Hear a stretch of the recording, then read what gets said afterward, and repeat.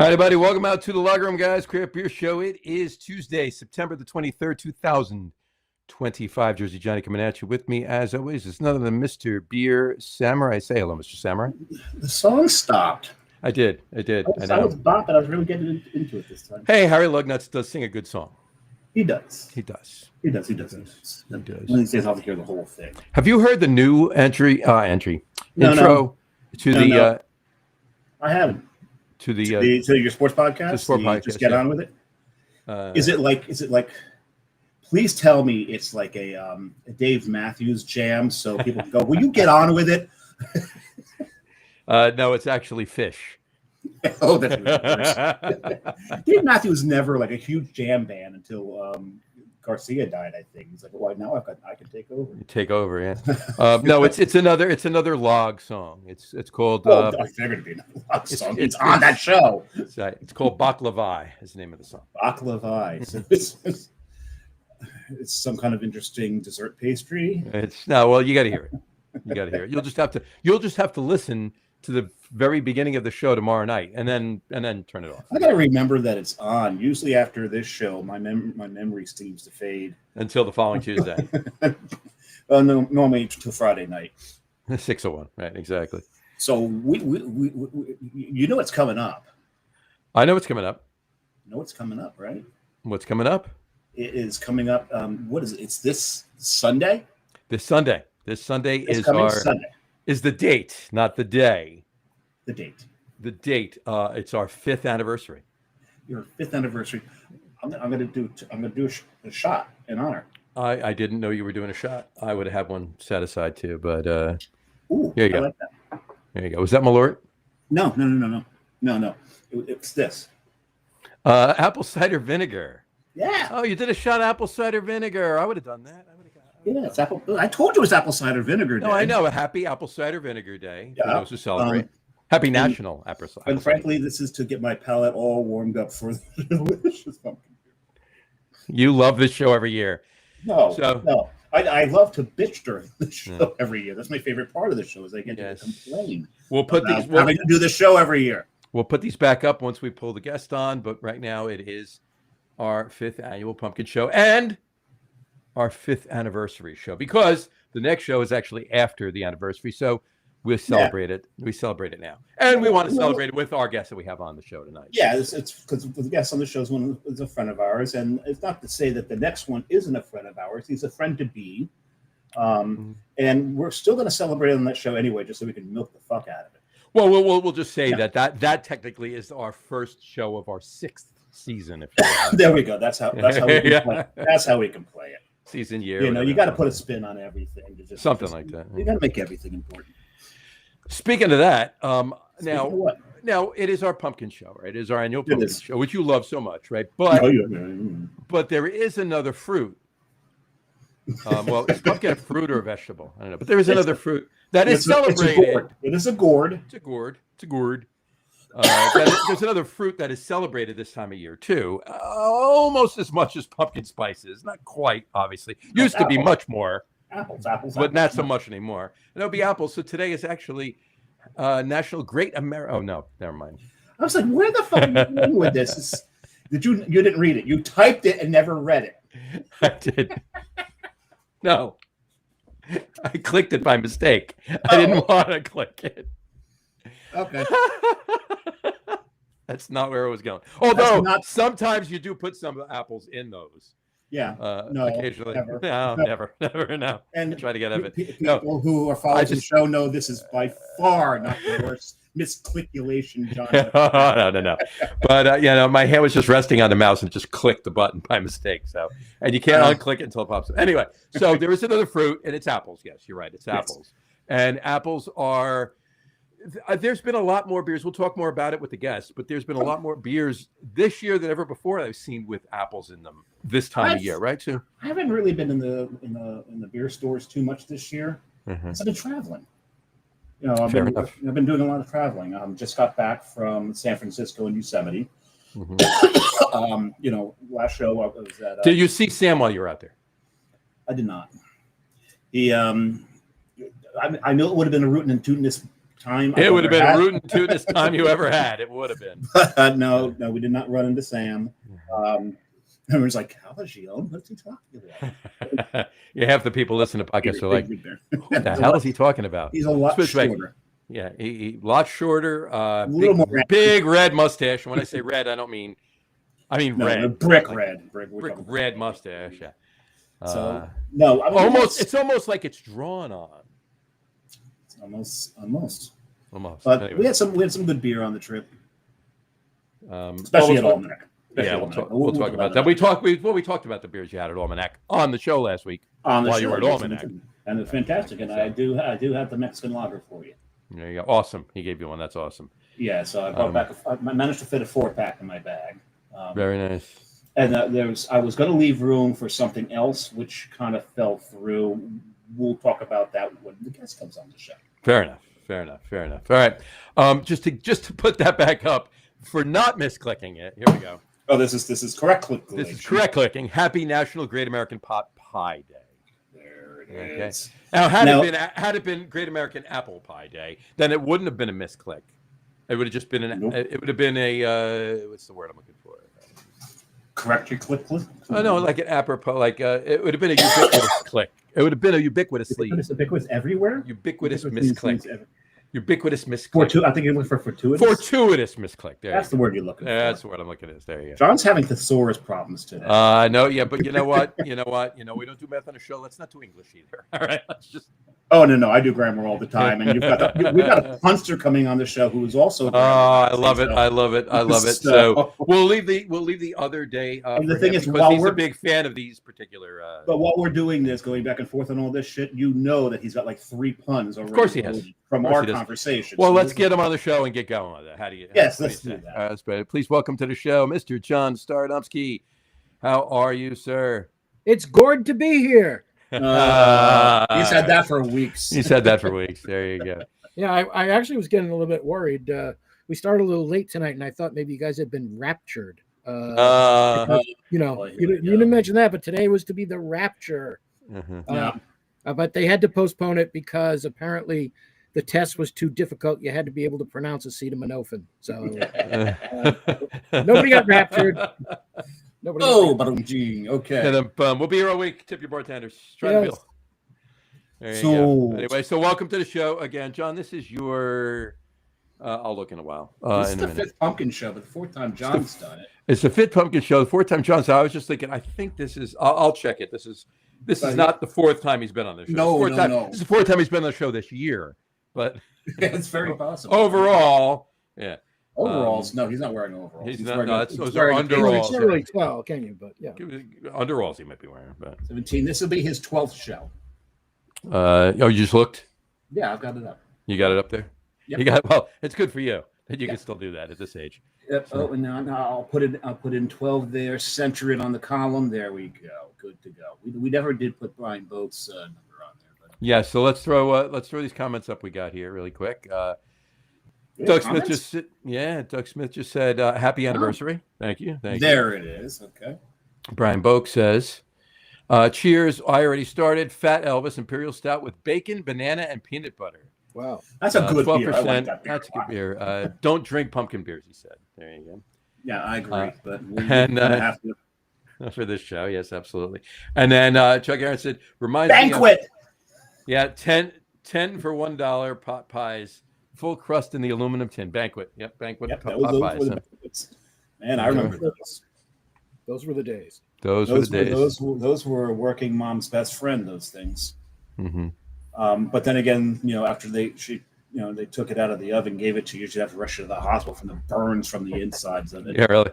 That stuff got to the consistency and temperature of lava. I do make my own pot pie. And the crust was still frozen somehow. The crust was still the inside was molten. The tin actually was melted to some extent, but the crust still had frozen parts of it. Yeah. It's been a while since I had one of those. So there's a reason for that. You got a job and started making money. Oh, that's right. I knew something's been there with that. Something happened. There you go. So hey, I'm thirsty. Let's open some beers and get started with this fun fest. Mr. Staradumsky, what are you drinking first, sir? Let's see. We have.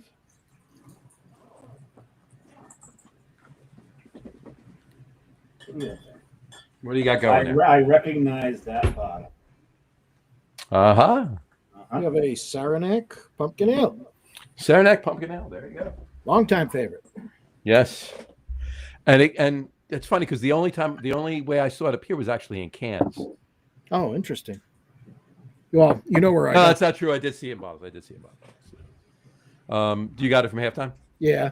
Yep. We do occasionally see Saranac, but we don't get the Christmas packs.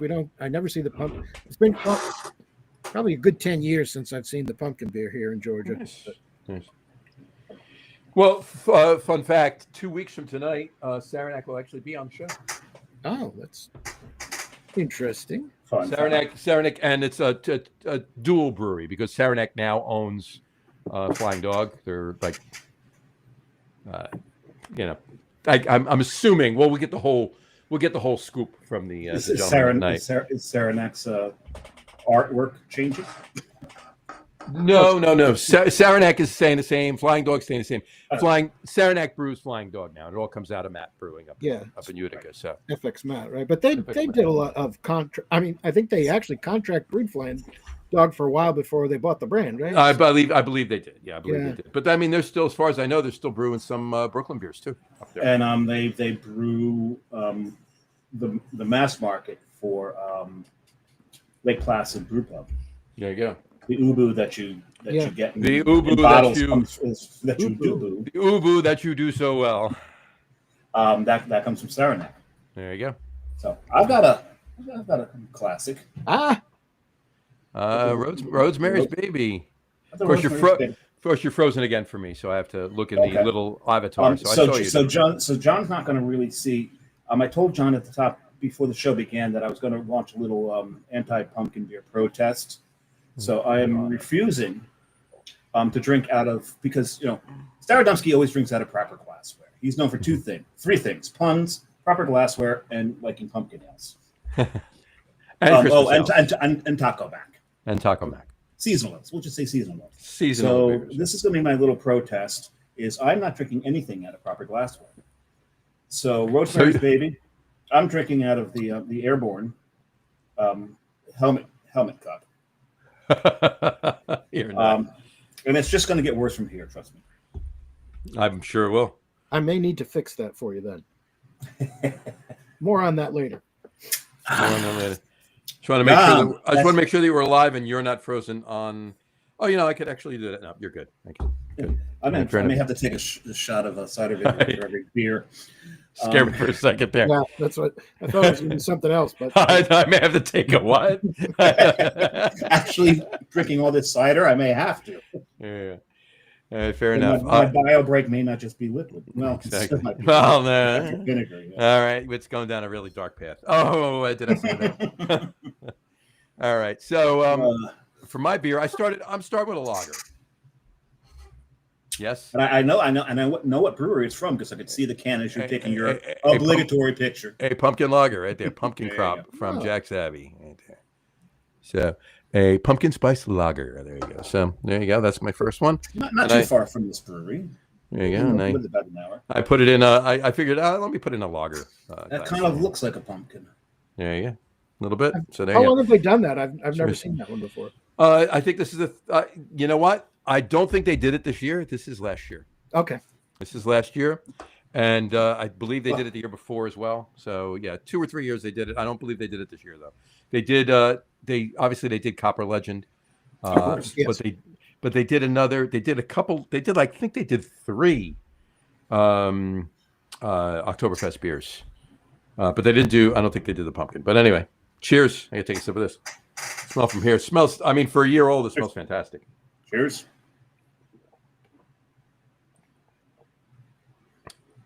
Oh, it's really nice. Oh, really nice. Pumpkin beer is usually the spice. It's the same.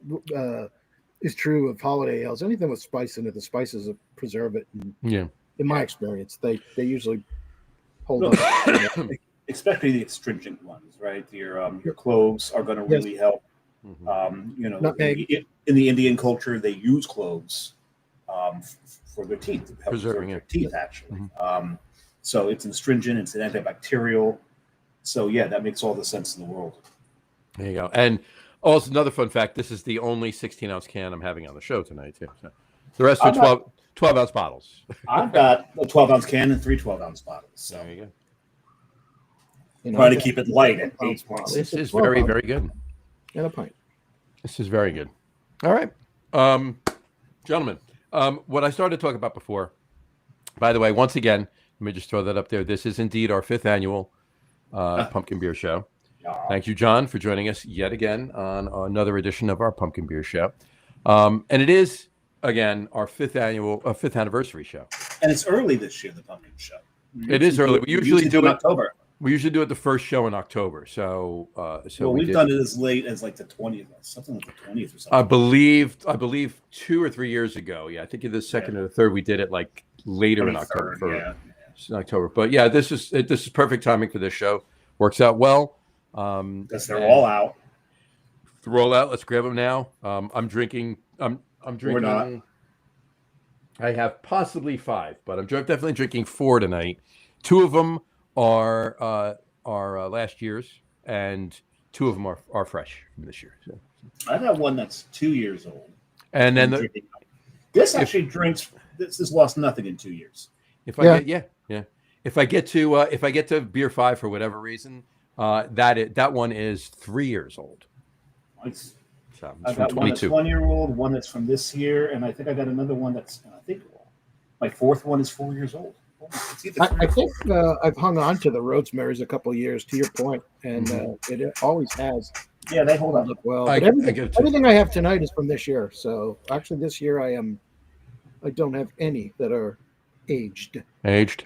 I do have downstairs. I have a can of Rosemary's Spawn. It's Rosemary's Baby finished with maple and pecans. Somebody mentioned that last year, didn't they, on the show? I believe one of John your did. One of your viewers did, or maybe it was John. Yeah. Oh, last week? Oh, the show. Yeah, I think I did. But it was good. It was solid. It wasn't what I expected. The maple and the pecans were not over the top. They were there. So it was Rosemary's Baby with a little extra, and they didn't. You could taste them separately. They didn't work. It wasn't bad. It was actually very tasty. The beer was very tasty. I will say that. But it wasn't what I thought it would be. It wasn't, like all the talk with John having the one beer that I won't say right now because it's one of Dave's 3-4 beers tonight.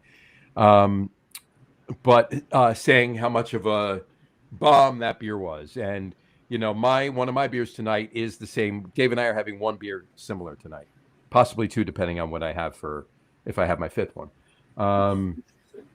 But that one is a bomb too. So I'll just say it's the Pumpkins and the Warlocks, right? The maple, it was a bomb. And then the caramel pumpkin. When he says bomb, he's not talking that it sucked.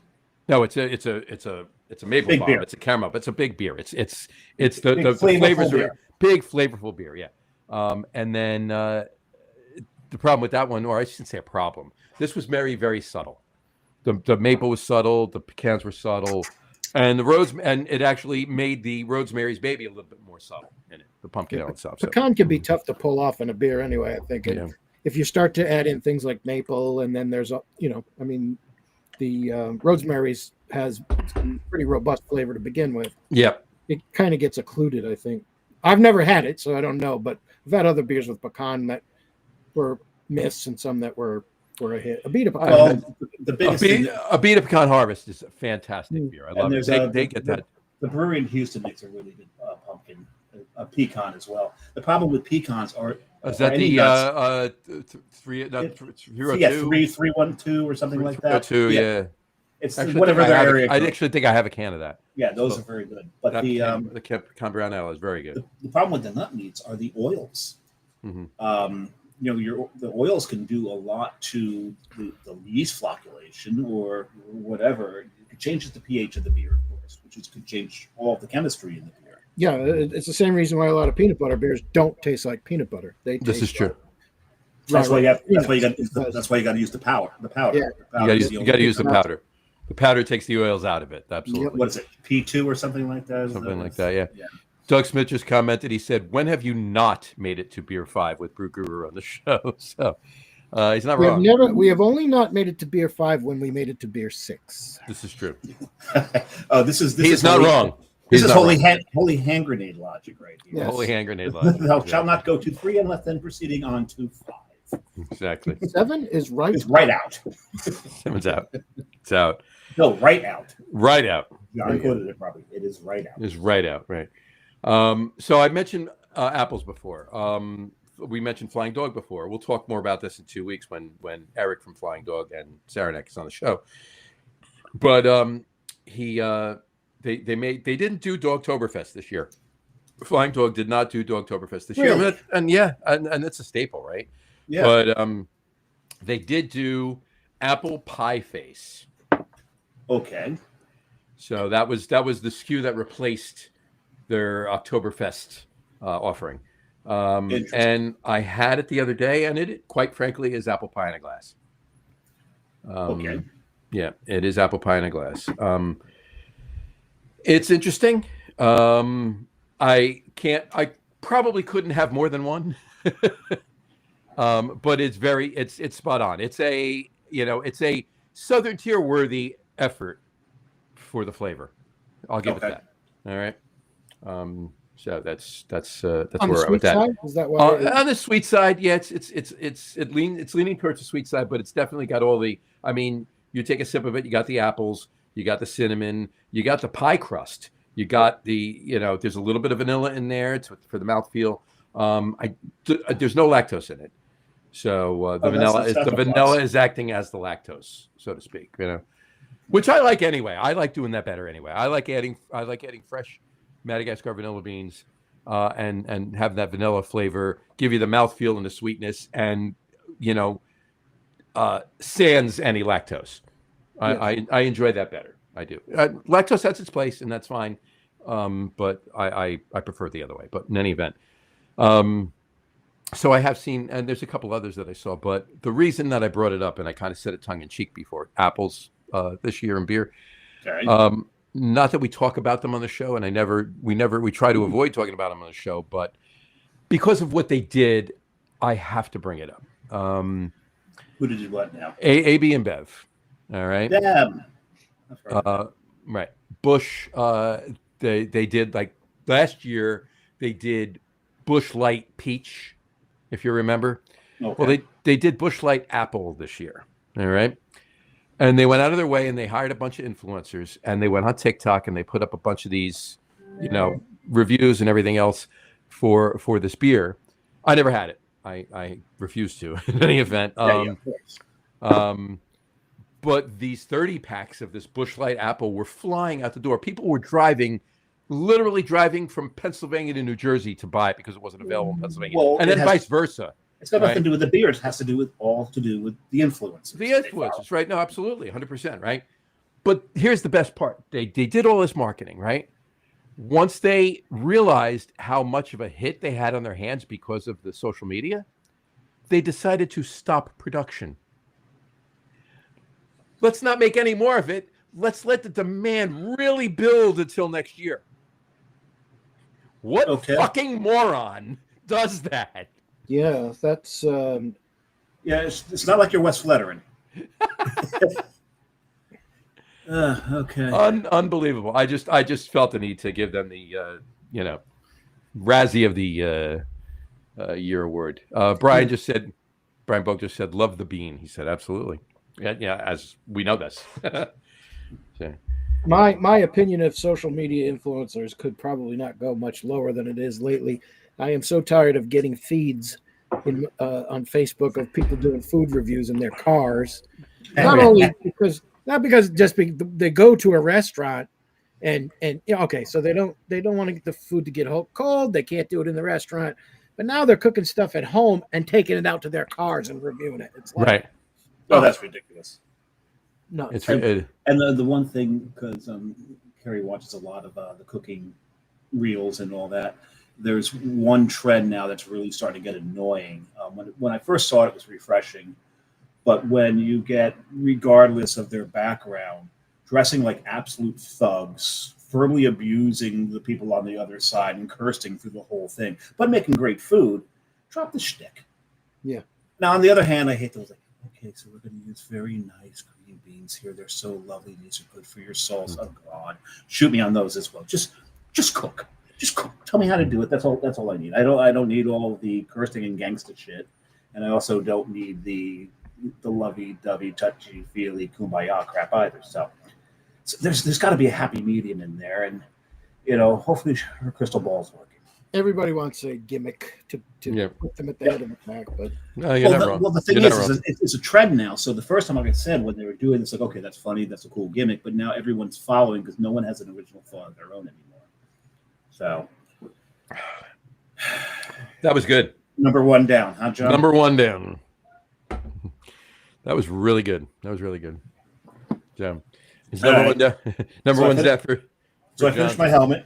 You finished your helmet? The helmet has been finished. Yes, should move on to my next inappropriate glassware. Move on to your next inappropriate glassware, your next inappropriate beer, as you would have it. So. Yeah, well, there's that too. That's why. So I'm thinking the non-proper cancels out. So what are you going with second? So my second one is it's from the aforementioned Southern Tier, and it is caramel pumpkin. I had this in the show last year, so this is the one that's a year old. And, of course, I'm drinking it out of a coupe. A coupe? Because a coupe. So this is what you should drink. I think you should drink these beers out of our coupes. And it makes me feel fancy while I'm drinking it. Well, should I have a pinky? I should have a pinky out while I do this. No, I can't. Yeah, you should actually drink with a pinky. I have to go to this beer next. I'm sorry, I have to. So you go to that one next. I know that the top of that bottle too. Yeah, you do. This is a classic. 100% classic. I love this beer. This is probably my. Let's put it this way. Our top three list is different. It's the first time on this particular show we're not doing a top three favorite pumpkin beers. Because we've done it 4 years in a fucking row, and it's not going to change. So, unless someone comes out with something new that is just absolutely spectacular and knocks something off one of our lists, which I don't think is ever going to happen. True story. It's never going to change. True story. Oh, this is one of the new ones. This is this year's. It's not. If you have any of these left, drink it now. The caramel has faded to nuts. Oh, I have some from last year, so I think I have to do that. I think I have 2 bottles left. It's starting to taste like walnut. Well, I'm fine with that though. Which is fun, but I'm afraid where it's going to go next. Well, I do have. Well, for all intents and purposes, intensive purposes. Purpose. That is one of the beers I'm drinking tonight, but I had to have this one next. Okay, so let me know what you feel. So I'll let you, and it is last year's. This is this year's. The other one I'm having is this year's. So we'll get to them. John, what are you drinking before I show mine? Well, I have to. If you show me yours, I'll show you mine. There you go, Rosemary's Baby. There you go. And I got my. Oh no, hold that up. Hold on. Hold the can up again. It's Yarm. Yarm as Bob Sore. Siram Babies Ebab. There you go. From Dower Out. I think you're calling forth Beelzebub, if I'm not mistaken. Folks listening to us on the audio podcast, John's camera's backwards, so we're reading Rosemary's Baby backwards. John, I really think that calling Beelzebub, I think that occurred last November. Oh, it did?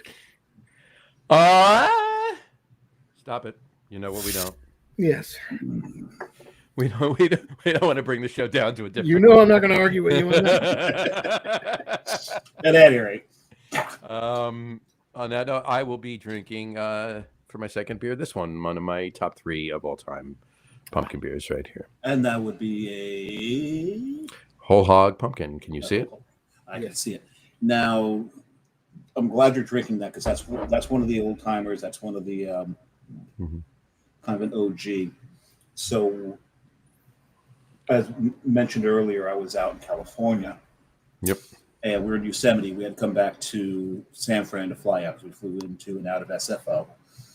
And on the way back, realized that Hayward, California was on the route. Okay. So we stopped here. Can you see that, John? Yeah, the original pumpkin ale. Oh, I can't see anything, Dave. So It is Buffalo Bill's microbrewery. You stopped at Buffalo Bills, did you? Stopped at Buffalo Bill's, thinking, they'll have the pumpkin beer out and I can bring it to the show and be like, ooh. But the one thing I will give them, they are the progenitors of the re-progenitors of the pumpkin ale. They feel it's too early. And it's not coming out for another couple of weeks. So kudos to them that they started it and they have not given into seasonal creep. They still have their summer ale on. As we were told, fall's around the corner, but it's not here yet. And good for them. And they don't release their pumpkin ale until October. Very nice. So on one hand, I was kind of happy that I didn't have to drink a pumpkin ale on the road. Dave, do me a favor, continue this conversation. I'm going to bounce out and in again so I can actually see you guys because now John's frozen too. And so am I. But the one thing I did have while I was there was another one of their classic, and that's this one, Mr. Staradumsky. You, I think you're familiar. Oh yes. So I had a Taz while I was there. This is Tasmania Devil, no Tasmanian Devil. And what's the other one? The bitter. It's bitterest beer in America. Hey, I can see you guys again. That's great. There we go. For 5 minutes. So Haystack's another one of their classics. Yes. Because I did have the Alimony Ale. That's the one I'm thinking. Alimony. That's Alimony. Right. Yep. Alimony. Yeah, so I did take. There's Billy Bach back there on the wall. So their banners they have up there. Very nice. And the thing is, when you look at the building now, it's very modern. It's a little on the upscale side. It's the same exact location it was. They closed down completely, and they were going to close for good, but they were saved by a local investor. Completely redid the building before they opened, but it looks like the food counter, the food window, and they have the original menu board over top of it. I think it's the original food window. And you can tell because they still had Anchor Steam on there, and it was $2.50 a pint. $2.50 a pint. Not that they're selling it for that. This was just for display only. Oh, the display only. I was going to say also if they had Anchor Steam on, it's at least 2 years old now, 2.5 years old. Yeah, it's that's a lot of pumpkin beer yet though, because that's probably obviously that's their signature beer, but they don't rest their laurels. A favorite of mine, and of course you don't see it anymore. But I know Doug and I were at the Old Wyndham Brewery in Connecticut. And they happened to be. We went there because it was Frog and Hound. Okay. We really liked that beer, pub ale, and we went to the brewery, and lo and behold, they were contract brewing pumpkin ale for Buffalo Bills at the time. Really? Yep. And it was in the fermenters when we were there. So that's what they meant when they said it's not here yet. yeah, could be. This was many moons ago, though. It was, but a fond memory. Yeah. I give them credit for not allowing the seasonal creep. So I give them credit for that. Kudos for that. Yeah, but because what I wanted to do is that's like I said, I was able to bring back the whole 4-pack from Almanac, which awesome. We didn't have a lot of room left in our in our luggage, but if I hadn't gotten a hand on the 4-pack of the pumpkin, I would have probably brought the 4-pack back and maybe mailed one out to Mr. Brew Guru. And gotten one for John. It wouldn't have been in time for the show, mind you. I only got back on Saturday night, that is. Yeah, I remember you sending in the beer talk there. You sent a picture from the.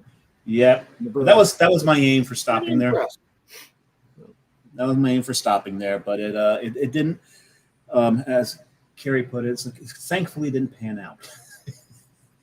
Well, you could have. It thankfully didn't pan out. Called home that you were going to be out there a few weeks longer than you had anticipated. There was still a lot of things we had to do, and the day full day we were in Yosemite, it did rain. So, that put What was that? It put a kibosh on a lot. Put a damper on things. Yes, it put a damper. But that's not even a pun because that's where it comes from. That's the etymology of the word. Well, sometimes a good pun is from the etymology of a word too. So sometimes. Yeah. Whatchamacallit. So yeah, kudos to that. I just want to throw this up because Brian Boak did put up regarding the Busch Light Apple thing before. He says they know apple craft beer would fall flat on its face and die a quick death. They got out quick. I mean, I disagree. You know what? I understand what he's saying, but they didn't though. They literally said, because I spoke with reps. This isn't me just assuming what they did. The reps said, direct came down the chain from AB InBev, said they have the buyers at bay. They want this to be even as viral as this has gone. They want it to be the demand to be even greater. So they're just going to stop production, let everybody seek out whatever they can, wherever they can get it of what's available now, and then next year come back with a vengeance and sell 3 times, 4 times the amount. But the other reason I disagree with that is I think Brian's underestimating the cheapness of the internet and how people will just follow and do whatever the influencers that they follow 100%. say. Yeah, I know. And what I follow that guy, and what he tells me to do, I do. Yeah. Okay. Oh, so I have to wipe my ass with pine cones. Fine, let me go get some pine cones.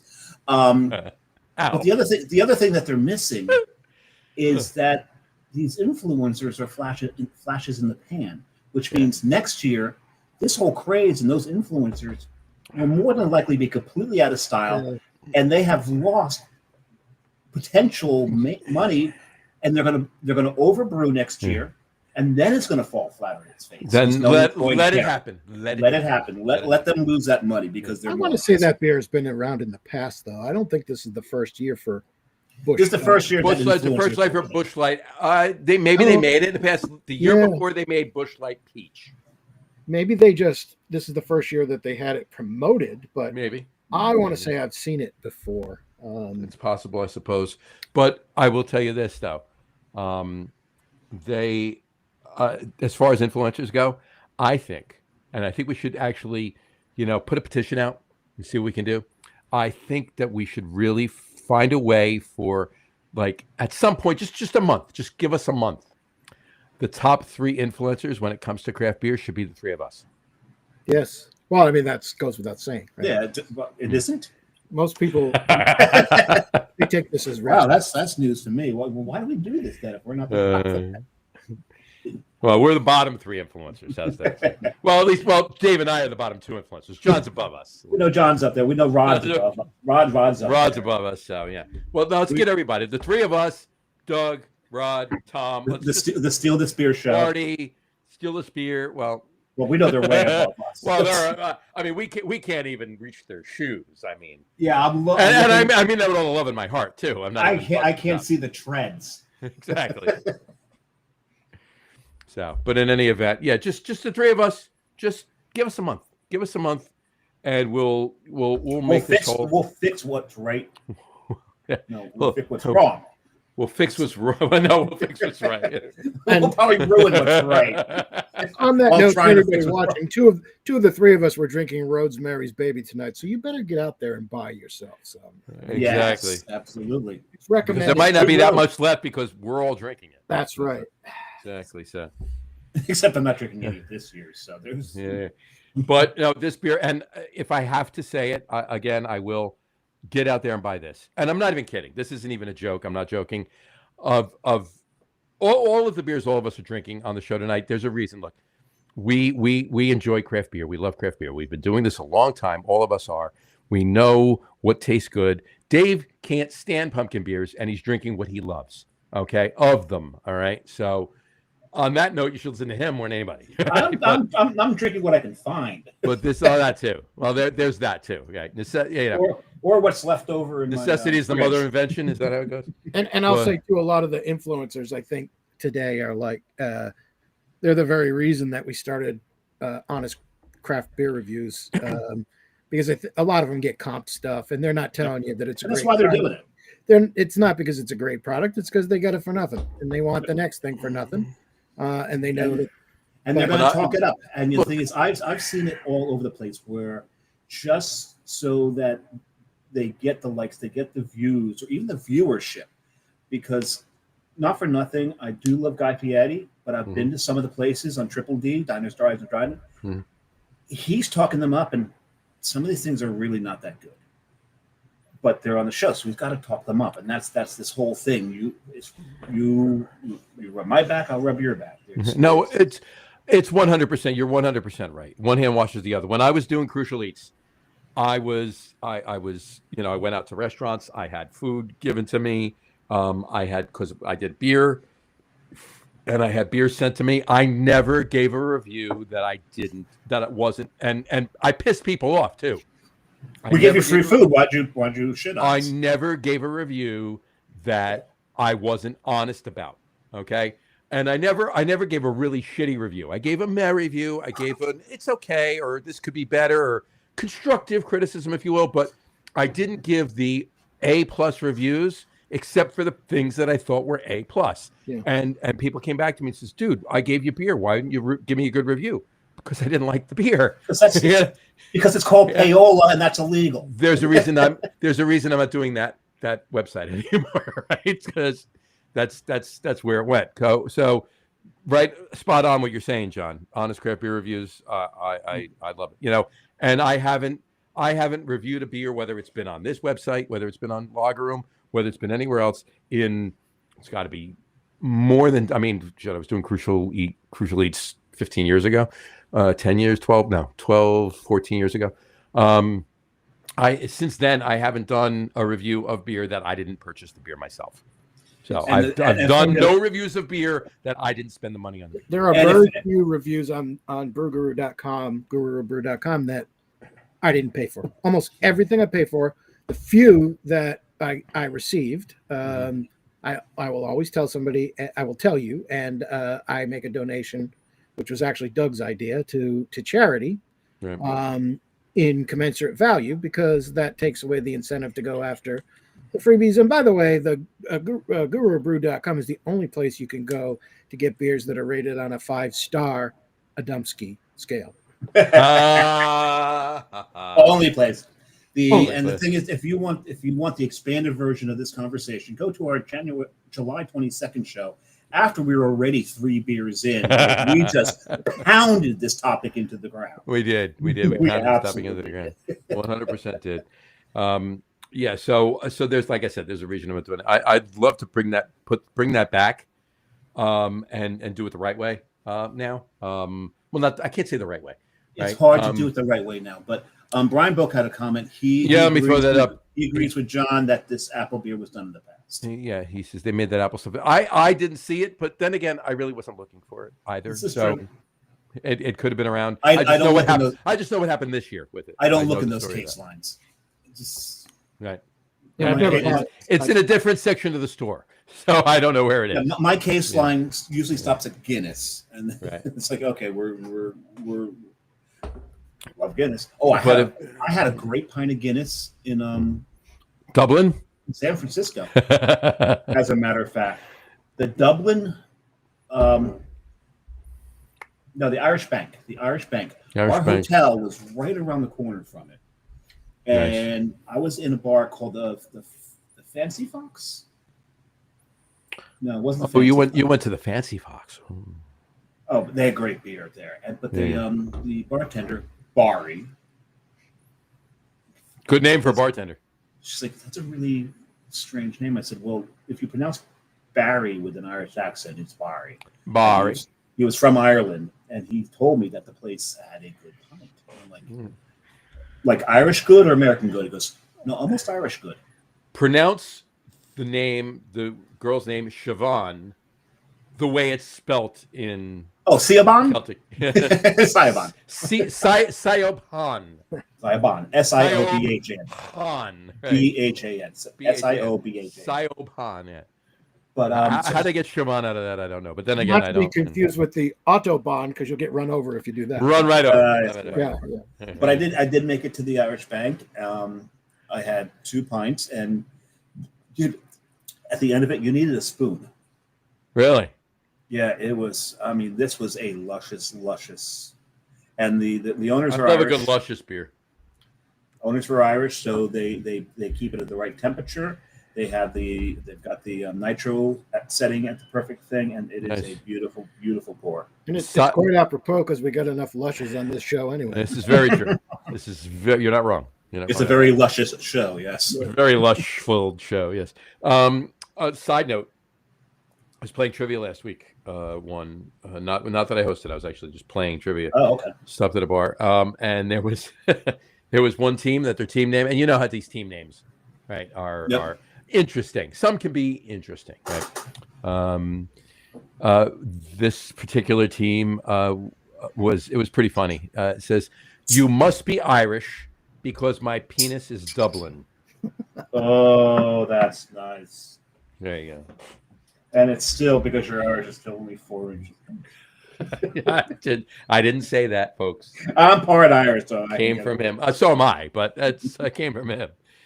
And I'm pointing to Dave. Anyway, so are you opening your third there? I've got my third. All right. John, you still working on your second? Yeah. But I'm just about finished with mine. Remember, buy this. Get this. Whole hog. Stevens Point Whole Hog Pumpkin Ale.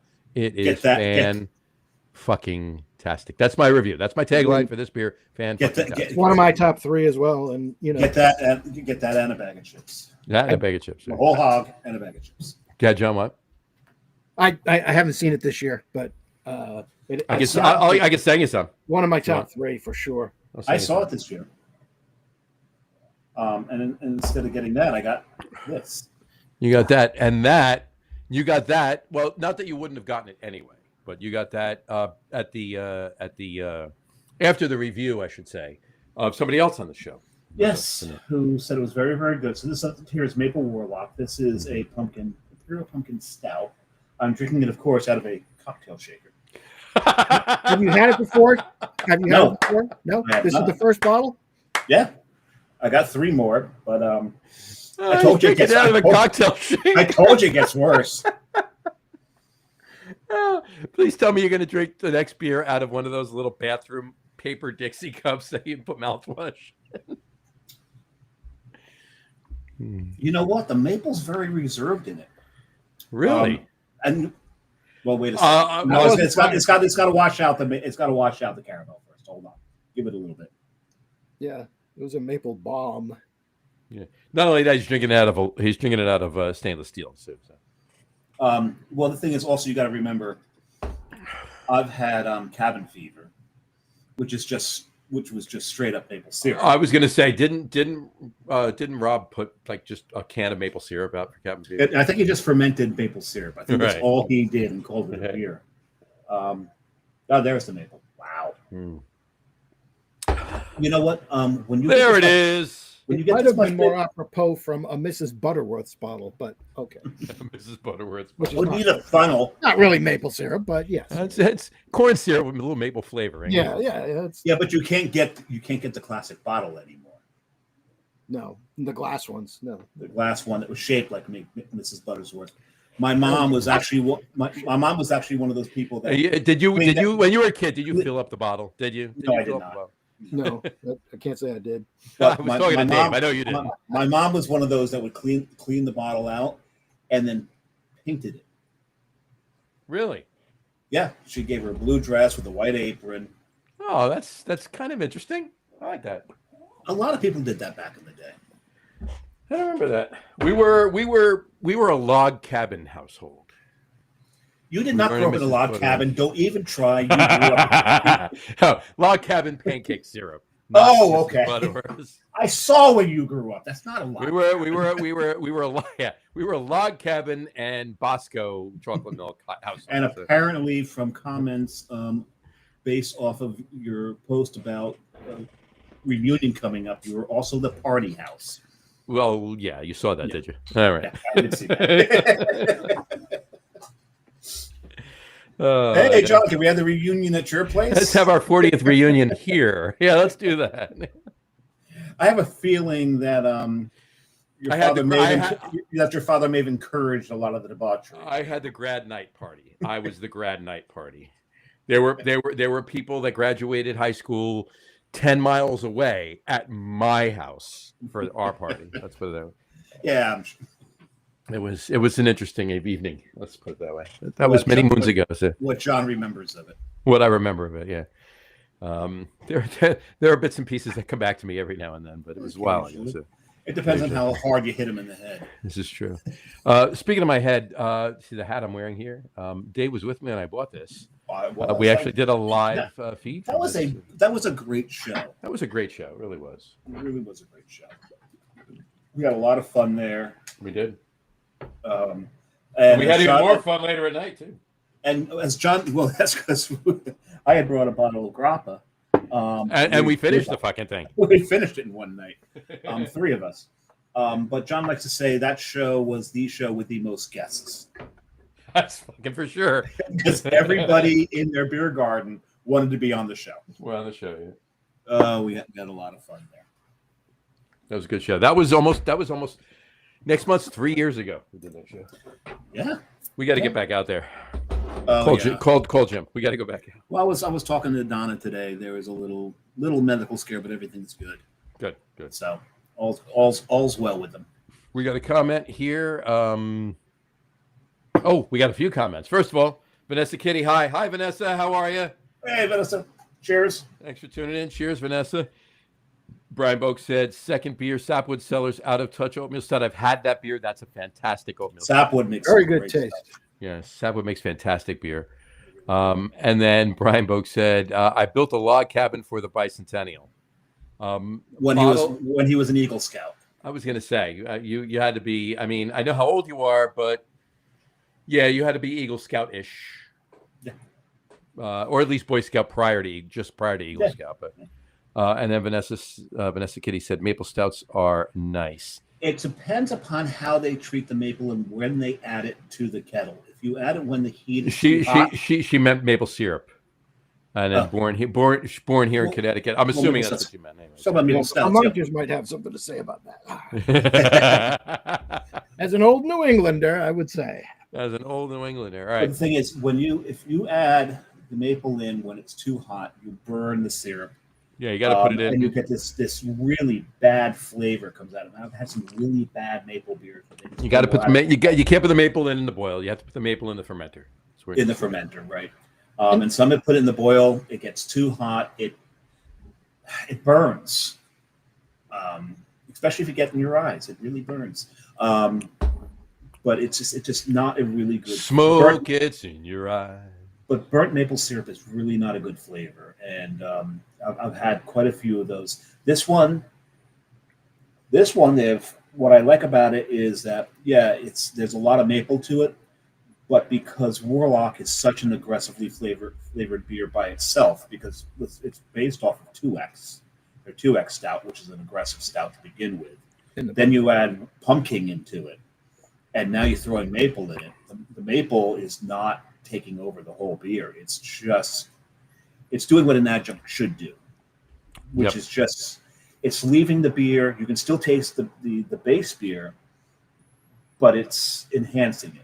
Yeah, you get the Warlock, but I thought it included the pumpkin. The maple was so predominant. You didn't really, which probably for you is a good thing, right? But it didn't. Which for me is a great thing. The one thing I was the reason I do actually kind of like pumpkin is pumpkin to me is not your typical pumpkin spice beer. To me, it's always tasted more like they've roasted pumpkin seeds with a little bit of cinnamon and nutmeg. There's a little nut meat in there too. I mean, sometimes they put pecans in there, sometimes walnuts, sometimes they add. They used to. I don't know this now over the last several years, right? I can't speak we're to almost this. 3 beers in, and John said nut meat. Nut meat. I said nut meat with a straight face. It's not the first time. John said nut meat earlier too. So, but he wasn't even 1 beer in yet. There you go. Yeah, that's true. But in any event, I do know back in the day, every year to some extent, Southern Tier changed the recipe of pumpkin up just a little bit. They varied it. So this way you had beers to age. You had 2010 pumpkin, 2011 pumpkin, 2012 pumpkin, so forth and so on. And it wasn't just the year. There were subtle differences to each, almost like Anchor did with the Christmas ale. There were subtle differences to each to each brew. Back then, I mean, in more current years, it was pretty much the same recipe each year. But back then they changed it up. But I do know that they definitely, there was a few years that they had put pecans in, they put walnuts in, and they were interesting beers. They really were. And I always like the hint of diacetyl that gives you like the buttery crust. Just a little bit. Yeah, that really cements the pumpkin pie, theme. Yeah, and for the listeners, people who those who have been in the beer world for a long time know what John's talking about. To the listeners who've not been in it that long at all, diacetyl is usually considered an off flavor in beer. It's something that has to be gassed off of the brew kettle. Fermenter, the fermenter. You're right. Because it's a byproduct of the yeast, so that's why it's a fermenter. It's the byproduct of what the yeast does. That's why lagers. That's why lagers. You release a lager too soon, you're going to get butterscotch. Yeah, it needs you've got to get it out of there. But with some beers, they'll close the fermenter during that off gas period to keep a little bit of it in. There are some beers that are enhanced by it. I think one beer that really stands out for me that diacetyl is just a slight bit of diacetyl is a big enhancement to it is Saison DuPont. Yeah, I mean, there's 100%. You're right on that. It's just a little bit of it. I think that makes that beer so classic. There are certain beers and certain styles, and it's not all the same style either, right? There are certain styles that need just a little touch of diacetyl. That's it. English ale. English ale has to absolutely, yes. Yeah. No, otherwise it's not an English ale. It's an enhancer, right? It's not something that should be in the forefront of the beer. It's something that should be in the background, helping push the flavors forward. I don't want popcorn butter, but I want just a hint of it. Right? Absolutely, exactly. Absolutely. So my point is, for those who have been in long enough and think diacetyl is an off flavor, should never be in a beer. That's wrong. Mm-hmm. There are times where it's actually very appropriate to be in a particular beer. Especially like don't always listen to the English on beer because Doug and I, when we worked at Max Liquors, and that we still joke about this to this day, but we had a customer and he was an immigrant to Rhode Island from England, and we sold him a Hefeweizen one time, and he was like, "Clove's got no place in a beer," and we've joked about that ever since. Obviously, Hefeweizen has the clove flavor, but to him it was anathema. It wasn't anything that belonged in a beer. So gotcha. I got you. Yeah, for me, with a hef, there's got to be that clove there, but it has to play really nice with the banana. Yes, it's got to. There has to be that give and take. Too, right, but yeah. I like it when both are a little subdued and you can taste the wheat. Yeah, that's when I like it. They both need to be there. It all should be there. I want the tart wheat. I want to taste all of it. I want unsalted crackers. I want but I want the clove and the banana and 100%. Yeah. 100%. We even what you want is balance. You want balance. Balance, yeah. Yep. Matt even said it in our group too, and obviously he's speaking the truth. And he's a fucking brewing nerd. He's a brewer, so he knows what's going on, right? To a point. A hef is a sour. It is, right, because of the tart wheat. It's not considered one. It's not a sour, but it's because that tart wheat in there. It's got that. It's basically a Berliner Weiss, a very light Berliner Weiss with different yeast, right? So, whatchamacallit? Yeah, that tart, like you said, John, to your point, the tart wheat balanced with the banana and the clove, just coming together, and we're not wrong talking about this time of year either, right? So, everything coming together and to Samurai's point, balanced. It's a perfect and nothing is more balanced for me. There are plenty of great hefts out there. Please, I'm not disparaging anyone, but for me, Weihenstephaner is that's the benchmark for me. And when you actually have it at the brewery. John, you want to help me here? Yeah. There you go. All right. And when you're sitting in the roastable with the pork knuckle. All right. Well, I will be there soon, 100%, and I plan on being there in 15 years. 15 years. 15. Sorry, that's almost 14 now. That's 14 now. Yeah. No. Well, obviously, I'm not going in January, so it's probably going to be around Oktoberfest, probably kill two birds with one stone that year. So Kill two livers with one stone. 6 to 1. Right. Well, I just opened a Schlafly, which is that is a classic. Another of my favorite top 3. When don't have a Schlafly glass, but I got an O'Fallon. So very nice. O'Fallon makes close enough. Same state. O'Fallon makes a few pumpkins, I think. They do actually. Yeah, they do. O'Fallon. I think the only brewery that out pumpkins O'Fallon is Elysian. Elysian, yeah. Oh Jesus, yeah. The one thing I'll say about Schlafly, it is my favorite pumpkin spice beer. Mm-hmm. Most of my favorite pumpkin beers are not the ones that are just a pumpkin spice beer. Right. That there's something to them. Like I like Warlock because you got the 2X in there. I like Pumpkin because to me that's more of the pumpkin roasted pumpkin seed flavor. Mm-hmm. Of all the ones that are actually supposed to be pumpkin spice flavored, that one's my favorite. Yeah, the spices are always predominant, but it one of the things I like about it too is it's almost a little raisiny, and it starts to remind you of a mince pie, not like a mince meat pie like in England, but a New England mince pie with the candy fruits and the raisins. And so you're saying you wouldn't be surprised if they use Belgian yeast in there? Or? No, I don't think that. No, there's no Belgian yeast in there. I know there's not. No. Well, to John's point, he's not wrong because I'm already half done with my third beer. And I have to put it up on the crow right now. It is a Schlafly, but it's not the regular pumpkin ale. I saw this one. It is the vanilla pumpkin ale. That one had me. That one. And remember, hold on. It is. Oh, no, there we go. It's this side. It is bottled with love.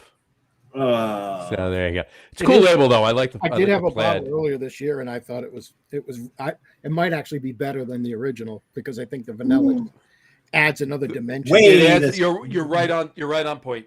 Schlafly is in my top 3. Schlafly pumpkin ale. This actually, let's put a turn around here. This actually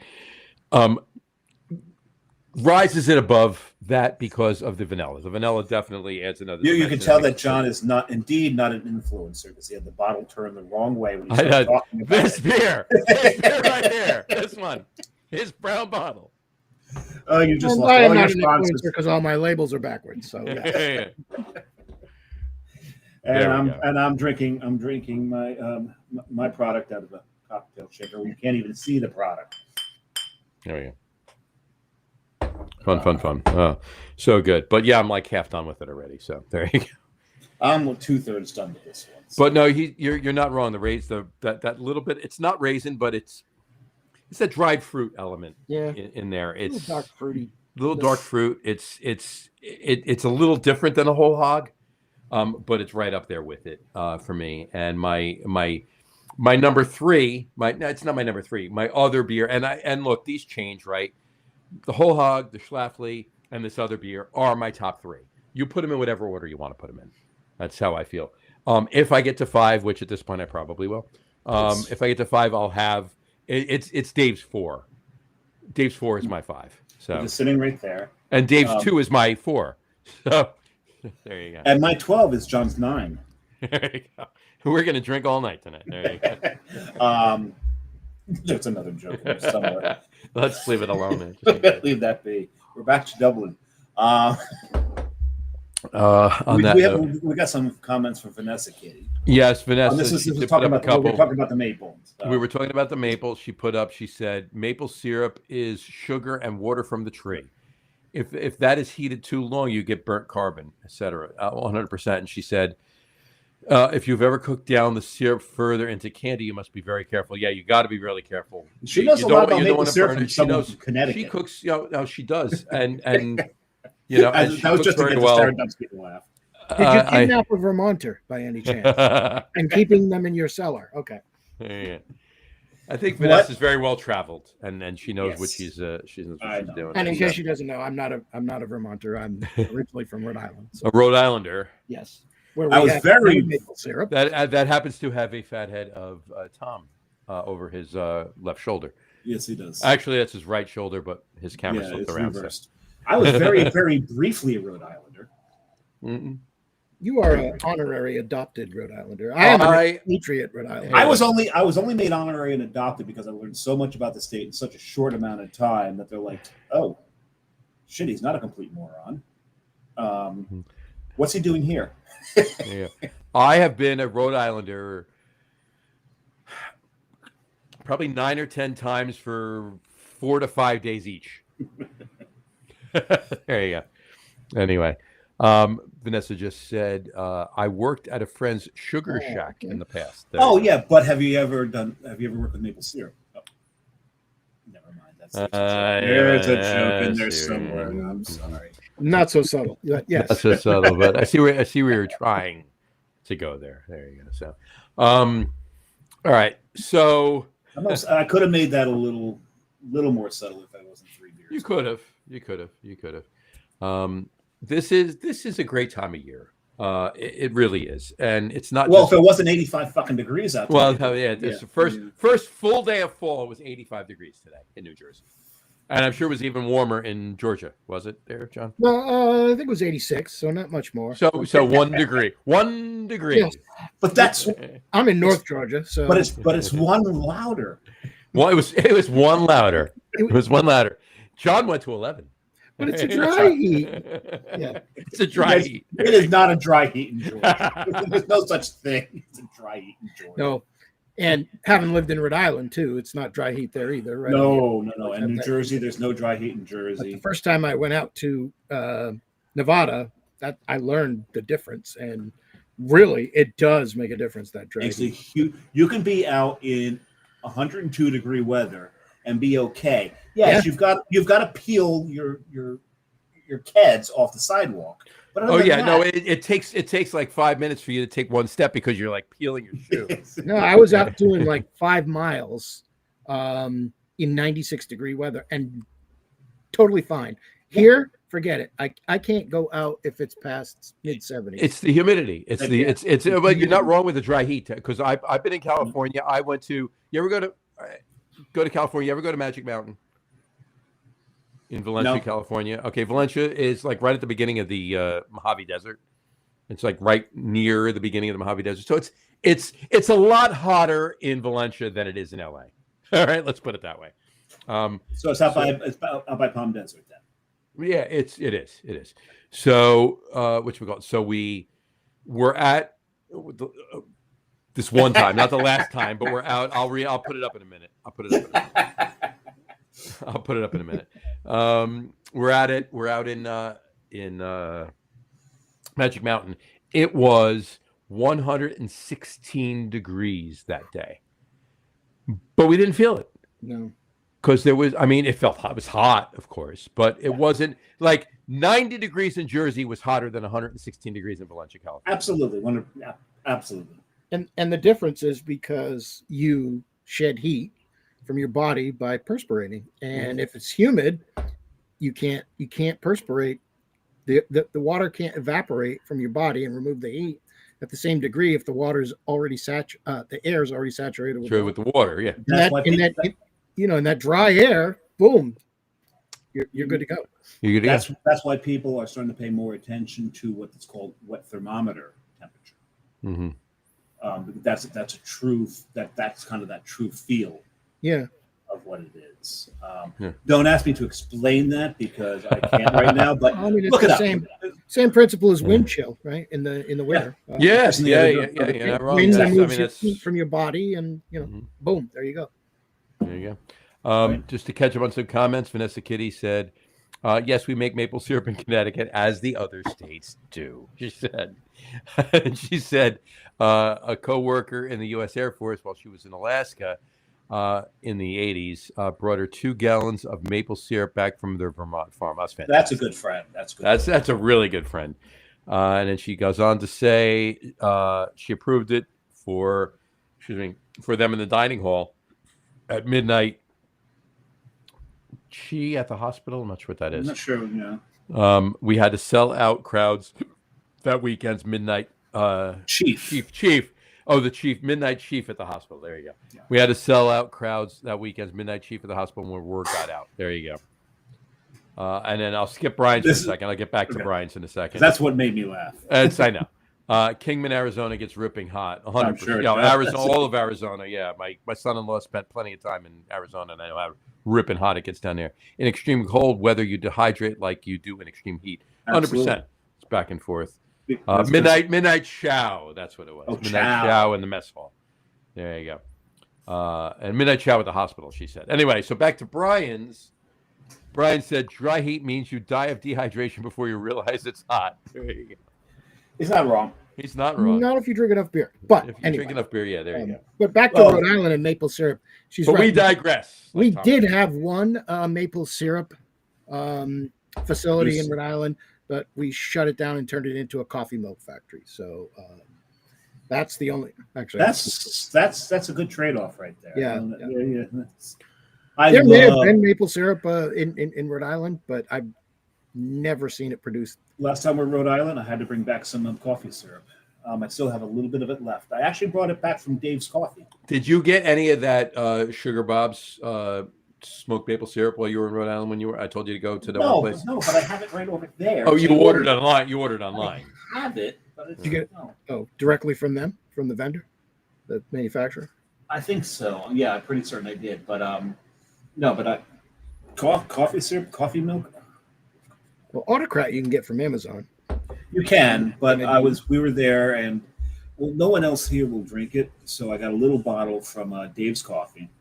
And what I like about the version that Dave's Coffee has, unlike Autocrat, it's not high fructose corn syrup. No. Autocrat will give me a headache within minutes. I will suffer through that headache for. Is Autocrat high fructose corn syrup though? Yes, it is. It is. Yeah. All right. It'll give me a headache. Dave's is not, so that's why I got a bottle of that. Fair enough. Fair enough. All right. She did say one other thing. Vanessa said she was the health inspector, food inspector for her as her second career in the United States Air Force. There you go. Interesting. Okay, I'm opening my fourth beer. You're opening number 4, are you? Yeah, I'm opening number 4. There you go. And if John gets to 5, this will be his 5th beer. That'll be my 5th beer. But this is my number 4. This is an absolute classic. I don't know if this is 2 or 3 years old, this particular bottle. This one's been around for a while. This might be the first Imperial Pumpkin Ale that was out there. I believe it was. I can't think of any other pumpkin that got above 7% prior to this beer. No, I can't think of it either. It certainly precedes pumpkin, right? So yeah. So of course I'm drinking it out of a Pyrex. So there we go. You got to take a picture of each of these vessels. He's going to go make a pumpkin pie, Rex. There you go. Pumpkin pie Rex. There you go. And the thing, what I love, one thing. Hold on, let me put up the crawl for you here. Hold on a second. What I do love about the Imperial Pumpkin Ale is that you can age this beer. You can. I have a couple that are even older than the one I may have. Yeah, like I said, I think this is 3 years old. The one thing I didn't do, I didn't show you. Mine is 3. The one I have tonight is 3. I have older ones, but maybe you can see some of the sediment in the bottom there. Oh, there's definitely sediment. Yeah, there's definitely sediment in there. I didn't roll the bottle. Which is almost every. But I had a flashlight out, and I was looking for a date on the bottle. Hold on, you did say flashlight, right? Flashlight. Okay. Where'd you think it was? Oh yeah, no, I don't have one of those. But I was looking for a date on the bottle, and I just saw all the particulate floating in there. I'm like, this one's going to be fun to drink. So this is what it is. But this is my 4th. This will help me sleep tonight. Good. Oh, John, did I show you these? Staradumsky. Oh, Malort sucks. Is that a hockey puck? I think you sent that in the chat. Yeah. Is that a hockey puck? These. Oh, the Malort candy. Yeah, they're the Malort candies, and Did Tom send you that? No, I ordered them. They were actually in stock for a change. Yeah, Tom would know.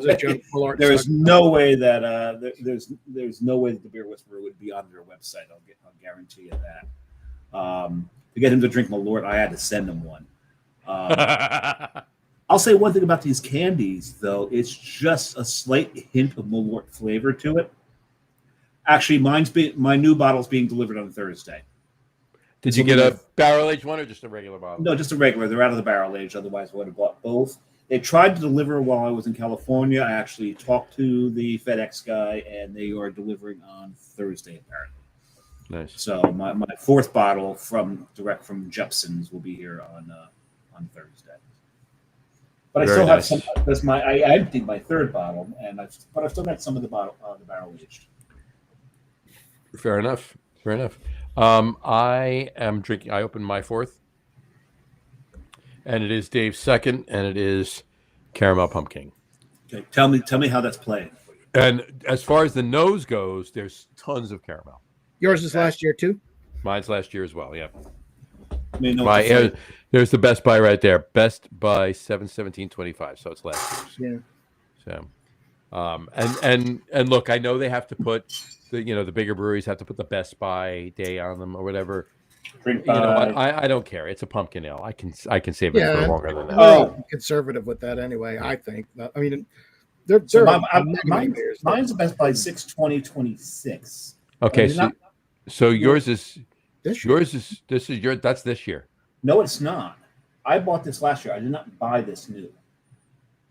That is not this year's because 6/20. That's before October. That's before September, John. This, I promise you, this is last year's. Yeah, because I'm pretty sure mine from last year on March 7th, 17/25. No. This is 6/20/26. I bought this last year. I believe the pumpkin snuck in your October. beer fridge and swapped you out a 2025.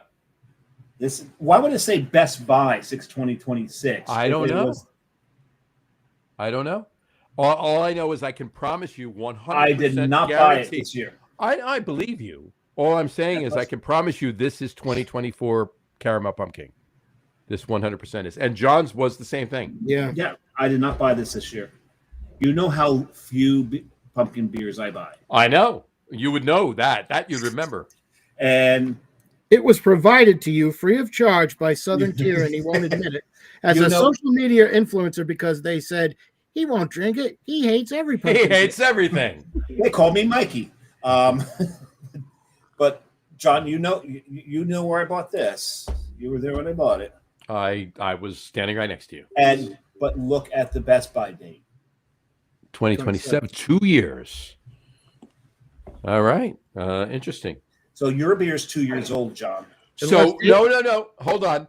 The only possibility here, to Dave's point, is the fact that this is from 2023. However, it was left over, and I bought it in 2024. And that would not be the first time that has happened to me. With not either. Not at all. Not at all. That's happened with Two Christmas to me before, actually, which is okay because it was fine. I like it. Honestly, really I like Two Xmas better a year later than I do fresh anyway. Same thing with Mad Elf. This whole conversation is making me want to go to Cable Beverages. Yeah, let's all take a ride. John, you got to get up here. You got to get. Have you ever been to Cable Beverages, John? No, I'm on my way. It's a treasure hunt. You got to get up here. We'll send Tom a ticket. You and Doug get up here. The five of us are going up to Cable Beverage, and we're going to walk in there, and the owner's going to go, "Oh no." There goes all. No. He's probably going to be like. He's going to be like, "Yeah, yay! Get rid of some of the old stuff." You can find like 7-year-old IPAs there if you're up to it. But you can really but that's not what you're looking for. But you're going to find plenty of shelf turds, but you're going to find amazing shit. You're going to find a 6-year-old 120. John, for all intents and purposes, you're going to go up. You're going to look at these shelves, right? And the bottle you see in front, there's 7 other different bottles behind that one. You got to move everything to look. But do they have any IPAs brewed in Burton in 1853? I would buy. That's possible. That I would buy.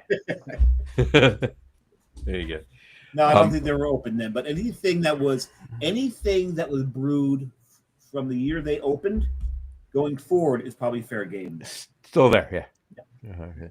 On that note, you just said Burton. I have to bring this up, and it's part and parcel of this particular show. So, we got one other comment. Let me just see what it is here. Brian Boak said,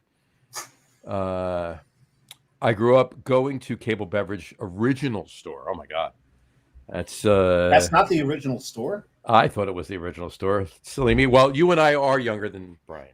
That building itself is ancient. I mean, not much younger than Brian, but we're still younger. And that building itself should be condemned, I think. Right. You have to navigate. Well, it is the basement of the front building. It's the floor. It's the first level of the back of the building, but it's the basement of the front of the building. So. And you have to navigate all the stacks of pallets. Oh yeah. To find a place to park, and hopefully you won't be stepping into a pothole full of water. Right. You got to worry about that. But in any event, so there's a couple of fall variety packs. Hold on. Doug just said, we ate all old geezers. We hate or we are? No. Doug's a cannibal. Do you not know that Doug's a cannibal? He ate all the old geezers. I was going to say, did he mean we hate or we are all old? I'm assuming he meant we all are old geezers. Oh, I thought he was eating. I thought he was a cannibal. I mean, you could go both ways because I mean, we all look like we ate an old geezer. Right? This is very true. We can all hate old geezers because we have this he said "are." There you go. We hate old. I gotta take a screenshot of that. Hold on. We ate all. Sorry, Doug, but you are what you eat. Hey, Doug, if you ate all the old geezers, you missed 3. You're still here. Anyway, and then at 4, Brian's here too. He said, when I was 16, I built a log cabin. Yeah, when he was 16, he built a log cabin. So as an Eagle Scout. As an Eagle Scout. So that's what I figured. He was in 70. What was it? I wasn't 70? even joking when I said that. No. He was born in a mountaintop when he was 3. In Tennessee? In Tennessee. He killed a bear. When he was 5. He was only 3. Not 3. What year was it? I'm looking. Where the hell did he put that? Damn it. He put the year 70 what? 70. Damn it. Where the hell is it? Now Brian said 4. I don't know what 4 means. 74. 74. 70. No, that's 70. It wasn't 74. He said he was 4 when he killed the bear. That's what he was killed the bear when he was only 4, not 3. Yeah, that's the comment 4. 1776 is. So would that be born on a mountaintop on the Jersey Shore? He killed a bear when he was 4. 4. Yeah. Brian was 16 in 1776. Okay. He was. People don't know. Brian looks great for his age. I'm telling you, he really does. A lot of people don't realize that Brian Boak was one of our founding fathers. Yes, he brewed the first pumpkin ale to make it up for this show. He did. And we dedicate the show to and that's why he will never drink. He is Buffalo Bill. There you go. Yes, he's Buffalo Bill. And there were no spices in that original pumpkin beer. Not at all. Anyway, all right. Other than Chipotle, because he likes Chipotle. Maybe not Chipotle. Maybe he does. Anyway, so there's a few fall variety packs out there, right? And one of them, and we mentioned Saranac before, and I'm going to throw these out there. Saranac has their pumpkin ale in it, but they also have their Oktoberfest. They have their honey Pilsner, which I've had recently. It's actually very, very good. And so it's solid. It's good. It's a solid beer. And they have their Black Forest Black Ale. That is what. Okay, so we talk about Saranac a lot, and I know you like Saranac. I'm not a huge fan of Saranac. I'm going to be honest, but that Black Forest one is very good. I think I will be having a can of that on the show, by the way. I think one of my problems with Saranac is the fact that I love Ubu. Yes, I absolutely adore Ubu. It's much better from the brewery than it is at Saranac. Yes, and sitting in the brew pub drinking Ubu. But this is my problem. But this is my problem, and I know what you're going to say. But this is my problem, is that yes, you're not going to be able to recreate that because it's right there. But everyone thinks that bottled product and now canned product is Ubu. And so when you say, oh my God, Ubu's a great beer, they're like, really? because they've had it in the bottle or can. It's a different beer entirely. It's just, But the last time I had it in the can, it was actually very good. And I had was it? I'm happy Yes. for you. And that was maybe a Put it year out there. Be loud, be proud. I've never had a beer in a can. And You know. I had it. Oh, it's not true. There's a shower. I have a shower beer, so that's 10 or 15 years before that. And it was very good. But, The Ubu? yeah. See, no. never- Look. I've never had from it. both. I've had it from the brewery, and I've had it from Saranac. What Saranac brews does not equal what they brew at the brew pub, right? But it's still very good. I don't think it's close. I'm willing to bet what I had last time was brewed by Saranac, and I didn't even realize it. But it was very, very good. Very What Saranac brews is very good. But here's the thing. But what Dave, John's saying is it's very good, but it's not the same beer. It is the same beer, but here's the thing. Okay. And anybody that brews beer will know that. And the three of us will know this. And everybody, and not everybody, but a lot of people will know what I'm saying. Okay. When you brew a beer, when you brew 5 barrels of a beer and you brew the same recipe on 50 barrels of a beer, it's gonna taste a little different. It's different. It's different. It's not the same beer because of that, but also because of the treatment of the beer. When you've got a keg fresh and it has to move about 30 yards, as opposed to being trucked miles and miles and miles. Right. There's a whole difference. And yes, of course there is. There's that whole aspect of being, the atmosphere of the brew pub. Of course. Right. That adds to it as well. But just to flavor it. The difference, I think a big difference is when you have that scale up, right, you lose body. Right? No, of course you definitely lose body. You definitely lose a little body if you have that big of a scale up. Like if you go from 5 to 20, can you scale me? Can you scale me up so I can lose some? Let me scale you up a little bit. Yeah. If you go from 5 to 20, you might not lose that much. If you go from 5 to 50, you're losing it. You're losing a certain amount of body. It's just the way it is. There's no way you're getting the same beer in. Let's even explode it up to 200 barrels, right? There's no way you're getting the same mouthfeel, the same, everything identical about the beer at 200 barrels as you are 5 barrels. And it's just not happening. I don't care what you do. I don't care how great of a brewer you are. It's just not possible. I couldn't hear what you said. If your ratios of ingredients are the same and your techniques are the same, there might be subtle differences, but they should be very, very subtle. And I've had a lot of really great beers that have been upscaled and they taste as good as the first time I had them. I've had lots of beers that were nothing like the first time I had them too. But I still think there's got to be an adjustment in your ratios for upscaling. No. But you can overcompensate, right? That's the problem. That's the problem. Here's the thing, right? Scaling up, and there's a lot of good programs out there. There's a lot of good computer applications out there that actually scale. It's not just 1 for 1 or 2 for 2. It's not that, right? You need to scale based on your system. There's a lot of varying factors. Okay. So if you have the right equipment and you have the right ingredients and you have the right scaling software, look, you could just be a savant and you could just do it on your own, right? Whatever it is. Bottom line is you can actually scale it up so that it is, 1 for 1. You can actually brew something that is very close. It's still gonna be different to a point, but it's still gonna be very, very good, and it's gonna be close. But a point that I really want to make here: if anybody who thinks that the body of a beer, the mouthfeel of a beer, does not impact the flavor, then you're dead wrong. Everything's together: the mouthfeel, the aroma, the flavor, but the nose feel. All of the nose feel. Don't forget the nose feel.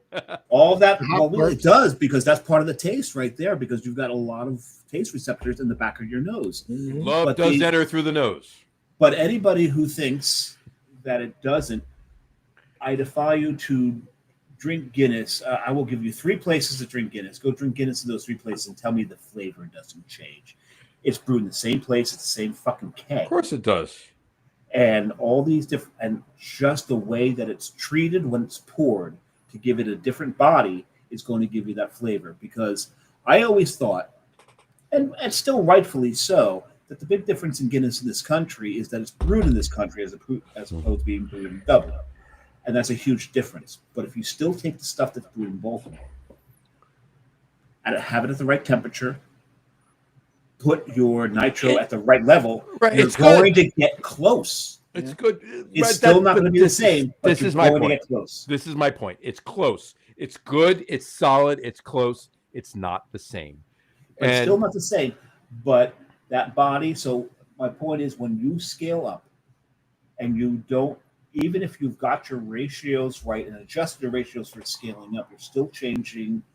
You're still changing the body of the beer, and you're going to change that flavor of the beer, and that's my problem with the bottled and canned Uber as opposed to what I get at the. Your beer's been changing my body for about 45 years now. And you're not wrong. Both of you are not wrong. All of us are. On that point, what I just said, loved all the geezers. All the geezers. And let me throw that up really quick. Brian Boak did just say 4 old geezers. Yes, he definitely. Well, Doug Smith is commenting, so there's 5 of us now. Well, there's 5 of us now. Yeah, and Doug Smith said scaling up a recipe can make a big difference for sure, 100%. But he did say Great Lakes Christmas Ale is nothing like those old small batches. It's not. Oh, absolutely. It's not. It is not. Good though. It's still good. It's still solid, but it's not what it was. But it's not what it was because it's larger batches now. Brew Guru would say early 90s Great Lakes was more artisan. And no, you're not. Look, Doug, 100%. You're spot on with that. Nothing from the early 90s artisan beers that we had back then that we still can access now. They're not the same, right? I can't say that. Let me back up on that. Very few are not the same. Very few are not the same. There are some. The other factor is that when we drank those beers for the very first times, early on in the craft beer movement, they wowed us to a degree that we almost have fatigue now, right? Because we've had you're talking about being jaded, right?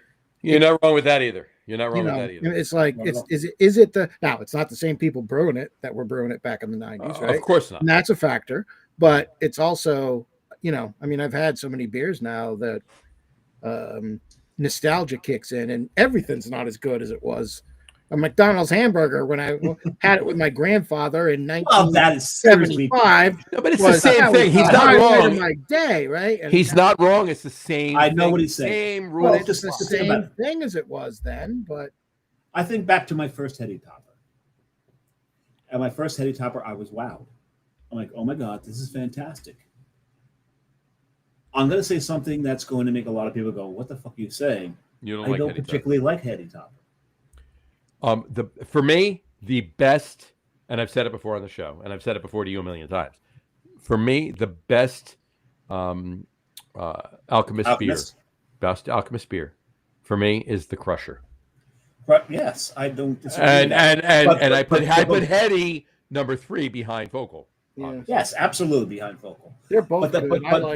They're both fantastic, and I'll still have to say. But I'm the trying Crusher to prove, is number 1 for me. I'm trying to prove John's point here. Whereas the first time you have something, it also goes to my brother. My brother was in Minneapolis once, and he was Surly, and he said, "I'm in Minneapolis. Where should I go?" I said, "You need to go to Surly." And he's like, "I just had one of their beers in the lobby, and I wasn't that fond of it." I said, "Well, because you had Furious.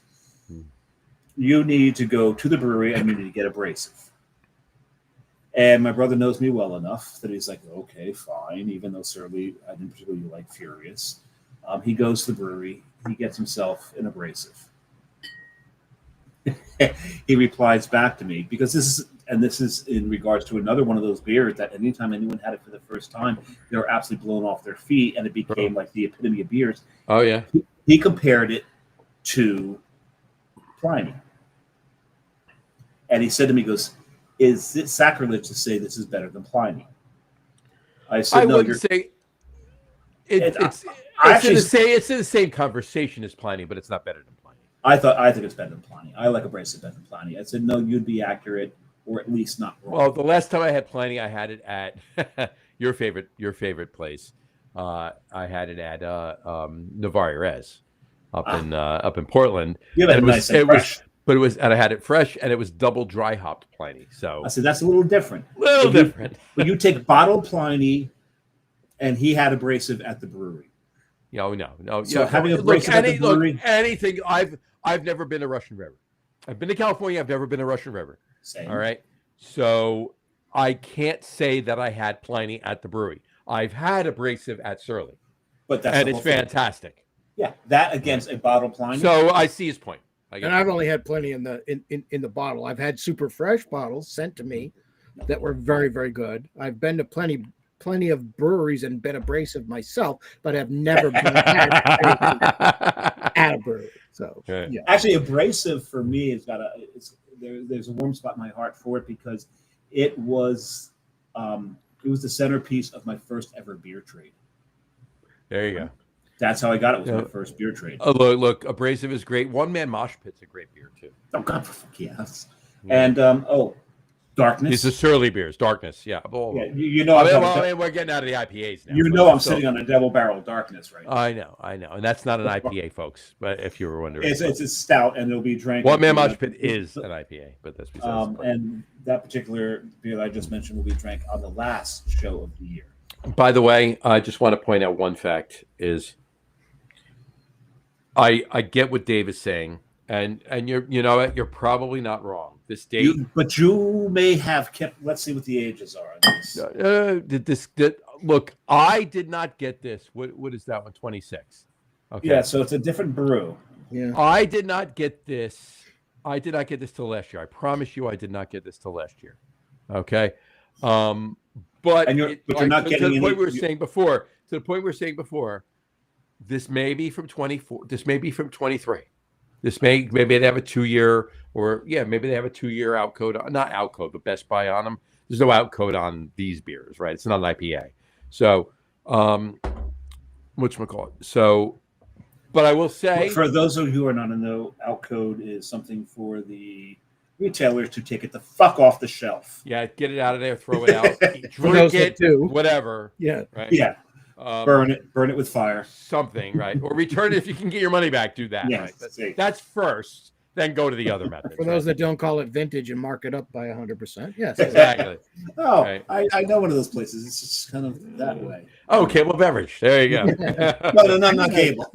Well, Cable just doesn't care. They don't care. There's no markup. There's no markup. No, they don't mark anything up. They just leave it on the shelf. They just leave it on the shelf forever. Right. But this beer, while it tastes very good. It is solid. I will give it that. But the aroma of this beer blows away the flavor of this beer. Now, my question to you: are you getting? So it hasn't. If I'm right, and this is 2 years old, even though I bought it last year, the aroma has literally not changed in 2 years. I'm gonna have to dig out one of my bottles. Not tonight. But the flavor, are you? Am I crazy? Or Are you still getting some walnut out of it? I'm getting some walnut. I'm not getting walnut, but I'm getting muted pecans. Okay, that's. So I'm getting nut meat. I'll say it again, which is not that different. No, it's not that different. But pecans and walnuts, and we're still not snickering. Wow.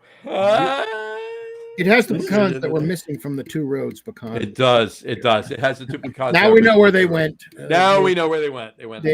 They migrated a little south and ended up in 100%. There you go. And I'm pretty excited. Actually, that's west. They're almost due west. All right. So we kind of got off on a tangent. Shocker. We got off on a tangent. Were we talking on a particular subject? Yes. We were, because I was going somewhere with what I was saying. It actually reminded me of Jurassic Park when Jeff Goldblum is like, "Are there any dinosaurs in your dinosaur park?" And I thought we were like, "Are there any pumpkin beers in this pumpkin beer show?" But yes. Yeah, we're drinking them. We're drinking them, but I'm going to bring that up in a second. But we get off topic, and I am very guilty of that. But I do have.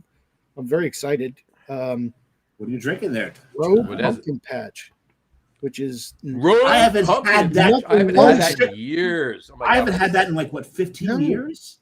I'm going to find out right now. When was the last time I had it? I'm going to look at it right now. I have not seen it here in Georgia for many years. Last time was in those bright orange fifth bottles. Yes, I remember those. But what I really love about it is it's really one of the most pumpkin beers out there. It's not a spice bomb. Exactly. It's very pumpkiny. It's a little sour, fleshy, stringy pumpkin. And it reminds me a lot of when you cut a pumpkin open to make a jack-o'-lantern and you scoop the insides out, and it tastes like that smells to me. But it's actually been 10 years for me. And the last time I had it, I was in Cloverleaf. My friend Oli. Fred Oli is famous for ordering what he calls the aircraft carrier. By the way, I know Oli. And John knows Oli.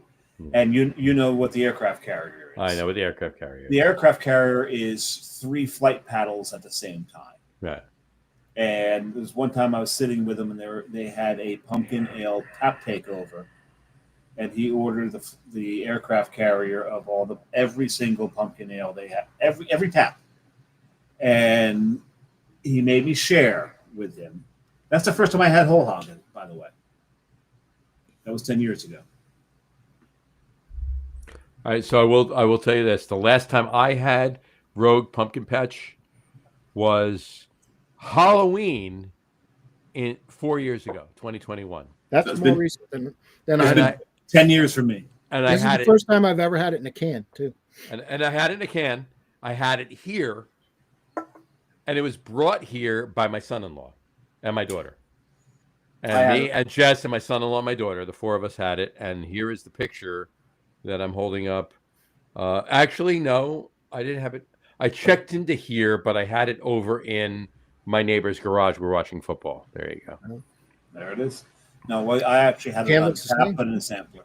And I got to tell you, I love Rogue. I don't drink enough Rogue because I don't see enough Rogue. But Rogue has been a constant. Back in the 90s, I was drinking Rogue, and I could get it in Rhode Island, and I did beer trades from people on the West Coast, and I got Rogue. And then I moved down here, and when I moved down here, Rogue was all over the place, and it's just one of those constant, even in times when I first moved here, you couldn't get anything over 6%, but at least you could get Rogue. And I still see Rogue ales. We get them. I haven't seen the pumpkin patch. I don't see the Santa's Private Reserve. Oh, right. Which I really love too. But Rogue was the first adjunct kings. They were I think they were one of the OGs as far as just adjuncting this, that, and the other thing, and just coming up with and just being bold with their flavors and their additions. And they really, I think they were one of the breweries that really started to show the country what you could do with beer. Yeah. No, I would agree with that. I would agree with that. They were very famous too for selling the same beer under 50 different labels. But you can't blame them for that. That's us, right? Where we've always been. Everybody wants to tick a new beer, so I mean they give the public what the public wants. But the Meyerbock, I think, was the most famous version of that. They had 50 different versions of, the same beer, Rogue Meyerbock, under different names and labels. So yeah, you're not wrong. You're wrong. I want to catch up on a couple of comments, and I'll get back to what I was saying one more time. Brian said, McDonald's hamburger is 1/3 the size and more chemicals and crap than when we grew up. That was my point. Yeah.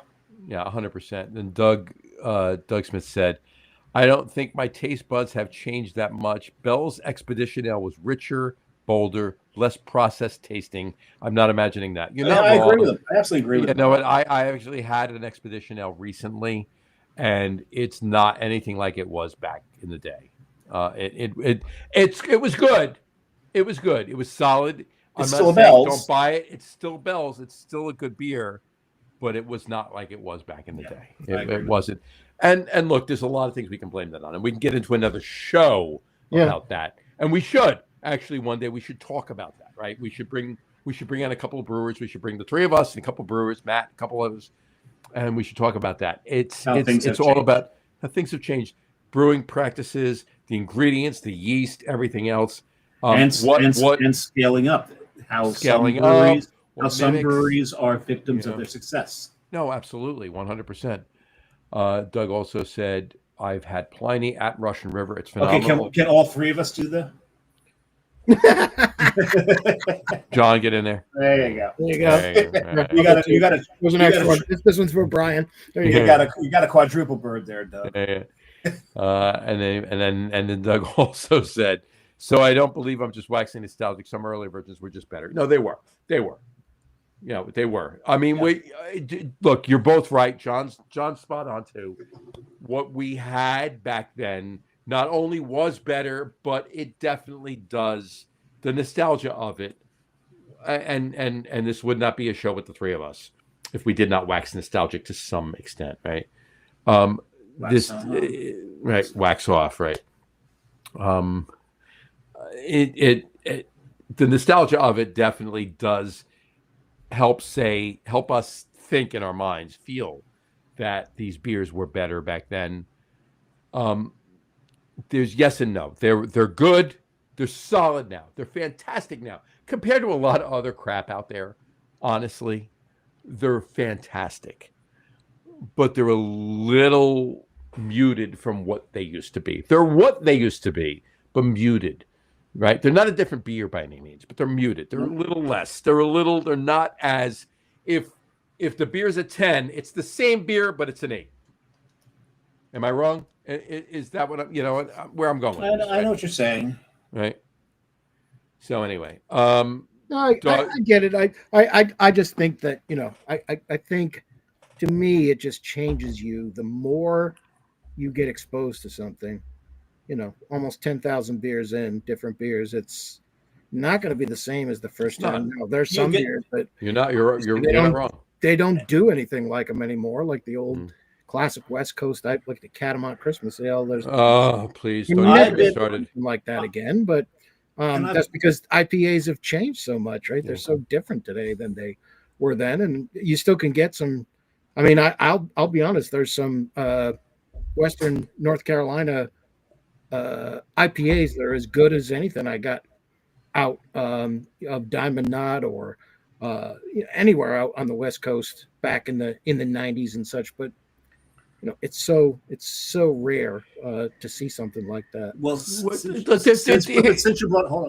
brought up IPAs, I just got back from the West Coast, and I was at a bunch of different breweries, and they were listing beers, and they're calling them.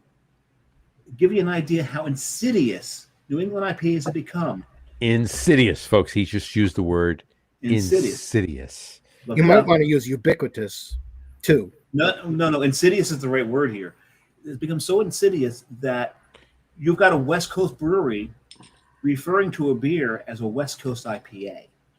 You're on the West Coast. It's just a fucking IPA. It's like Chinese food in China. It's just food. We did call them West Coast IPAs back in the 90s. They were American IPA, West Coast IPA. But where I was going with this is that I got some of the West Coast IPAs at some of these breweries on the West Coast. They weren't West Coast IPAs. There was no pine. There was no pith. These weren't sticky. These weren't resiny. They were muted. And I think this is all that influence of that New England IPA, the hazies. Before that, there was even the Fruit Loopy namby-pamby IPAs that were called West Coast IPAs, right? Those were those became the thing, and those were the ones that actually replaced the classic citrusy pine West Coast IPAs. Yeah, the palate wrecker. You had to drink them 5 minutes after you got them in the parking lot because they would they had no staying power to them. No, you literally bought it. You had to go home, drink it, and throw the bottle out. Yeah. So it's things have changed. Mosaics have changed. And, they wanted tropical fruit, and that's all they wanted. And nobody. Doug Smith said, "Muted is spot on, Johnny." Yeah, absolutely, 100%. And then he also said, American IPAs and British IPAs in the 90s. Yeah, whole different. You're not wrong. Completely two different beers. Yes. 2 different beers in the 100%. The British IPAs were the East Coast IPAs, like your Brooklyn. Yeah. East India. Your malt forward IPA. East India IPA. Hop Devil was not in that category. Hop Devil was not. Hop Devil was the West Coast IPA. Even though it was an East Coast IPA. And I will tell you this, and Dave, we had Pete Colucci on the show a month and a half ago. He just texted me. He had a couple of Victory's Hop Devils fresh Hop Devils, and brought him. He said he was home, chilled them off, opened them up, and he said he drank them, and it just brought him back, and it was amazing. He said it was an amazing experience. He said some fantastic, so fresh, literally brought him back. I can open up the text and read. There's two East Coast IPAs that I will, if I see them on tap, and I know they're fresh, I will absolutely get them. One is Flower Power. Sure. And Ithaca, yeah. I haven't been to Ithaca in a while. I haven't had any Ithaca in a while. And crap, the name just Daisy Cutter from Half Daisy Acre. Cutter and Daisy Cutter. Those two.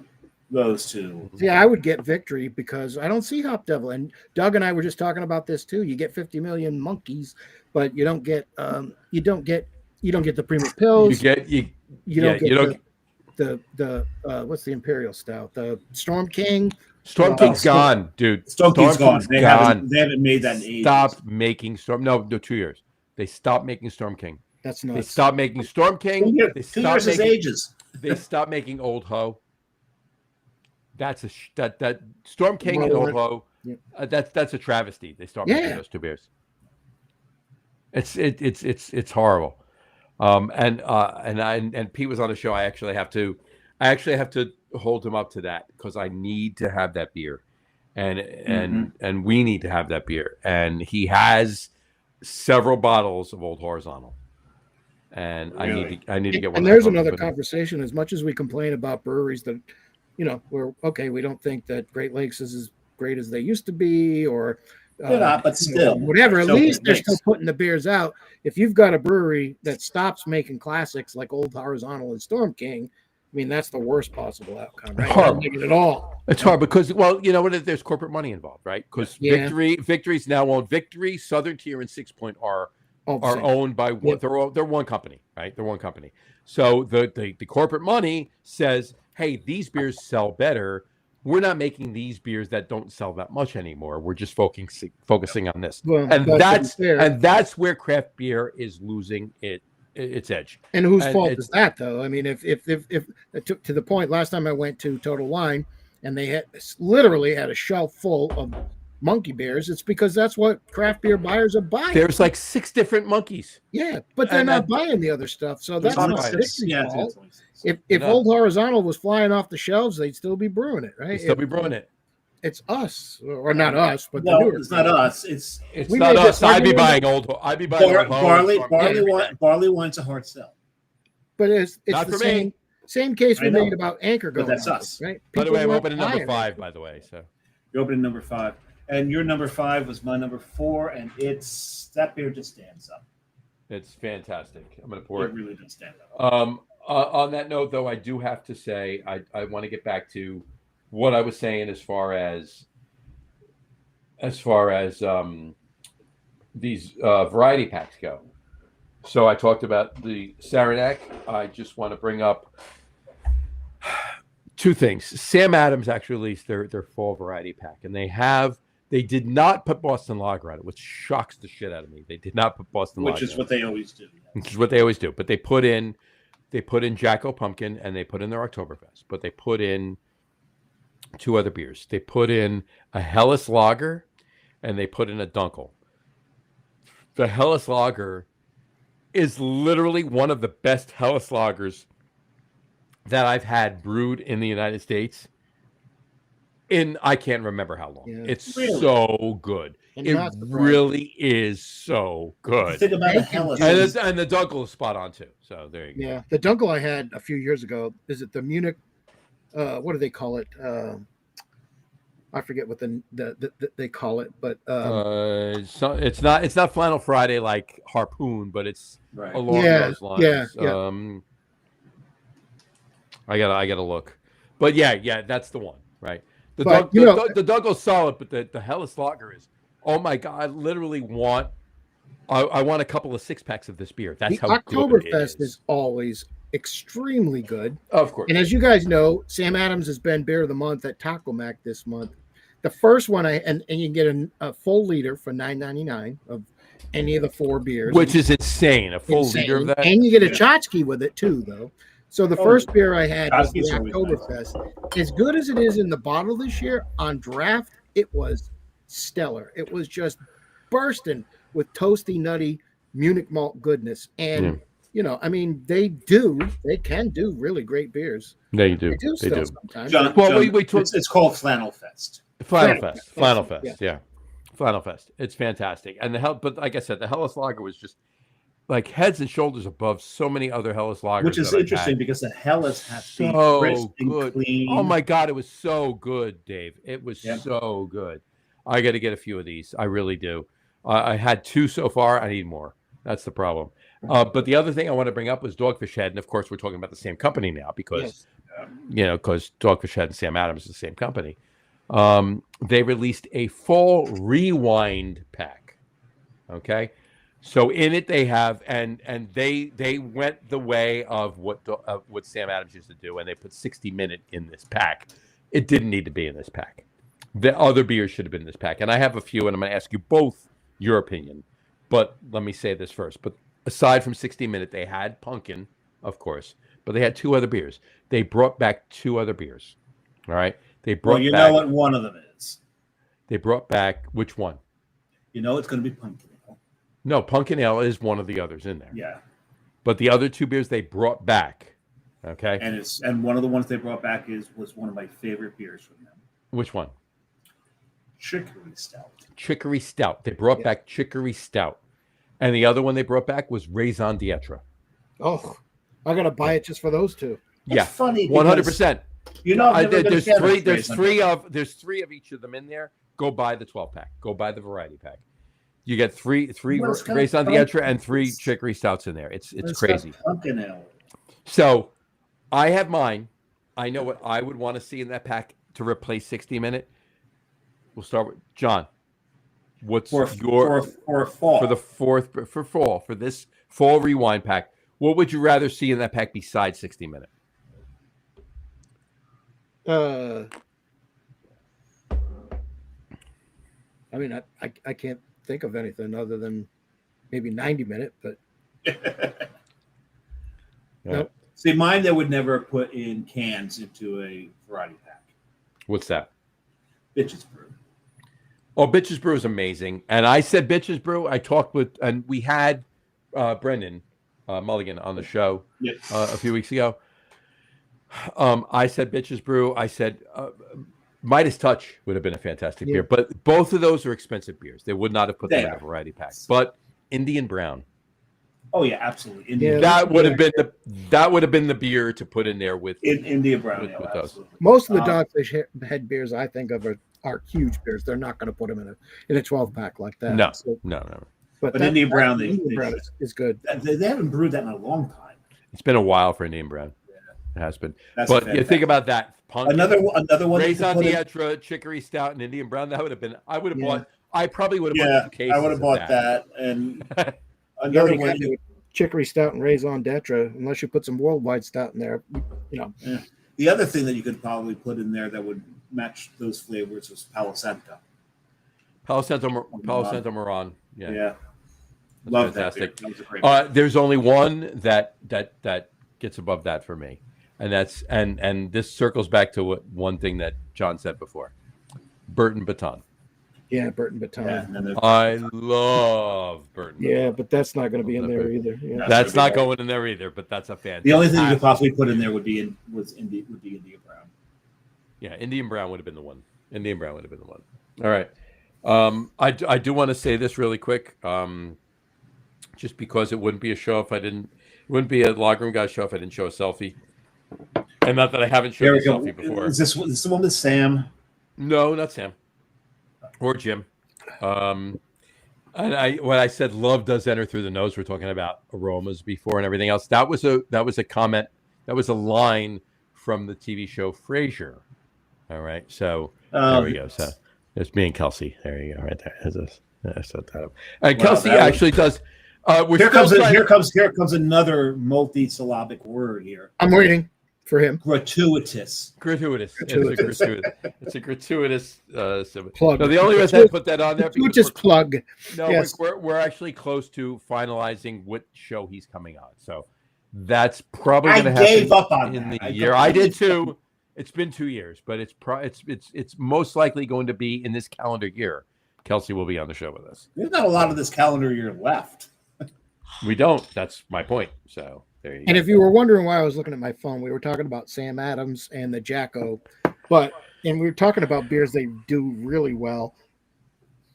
They actually, one of my favorite all-time pumpkin beers is a beer that they called Samuel Adams Double Pumpkin that they re-released under Fat Jack. That was a phenomenal beer. Double pumpkin or Fat Jack, like you said, Fat Jack. That was amazing. And they sold it in the 22s. I had it on tap at Taco Mac under both names, and it was just unreal. Fat Jack was released in that same series that Cinderbach was. Yes, in those weird bottles. And I love Fat Jack, and I love me and smoke beers. I mean, come on, our route beer show is 4 months away, so we're coming up on it. Damn well, my favorite Sam Adams beer ever was Cinderbach. Yeah, and in that series though, very good beer. Double Bock is amazing. The original Double Bock is amazing. Yes. That beer is so nuts, so good. So, and we talked about that with Brandon. But in any event, on that note, I think we got a comment before we get to anything else. Brian Boak, he opened his third beer. Brian, I'm on my fifth. There you go. Trogs. I'm glad he wrote this. Okay, Trogs LaGrave Triple Golden. That's a fantastic beer. I'm glad he wrote that though, because I did forget one other thing I want to bring up. We're talking about West Coast, all right? Yeah.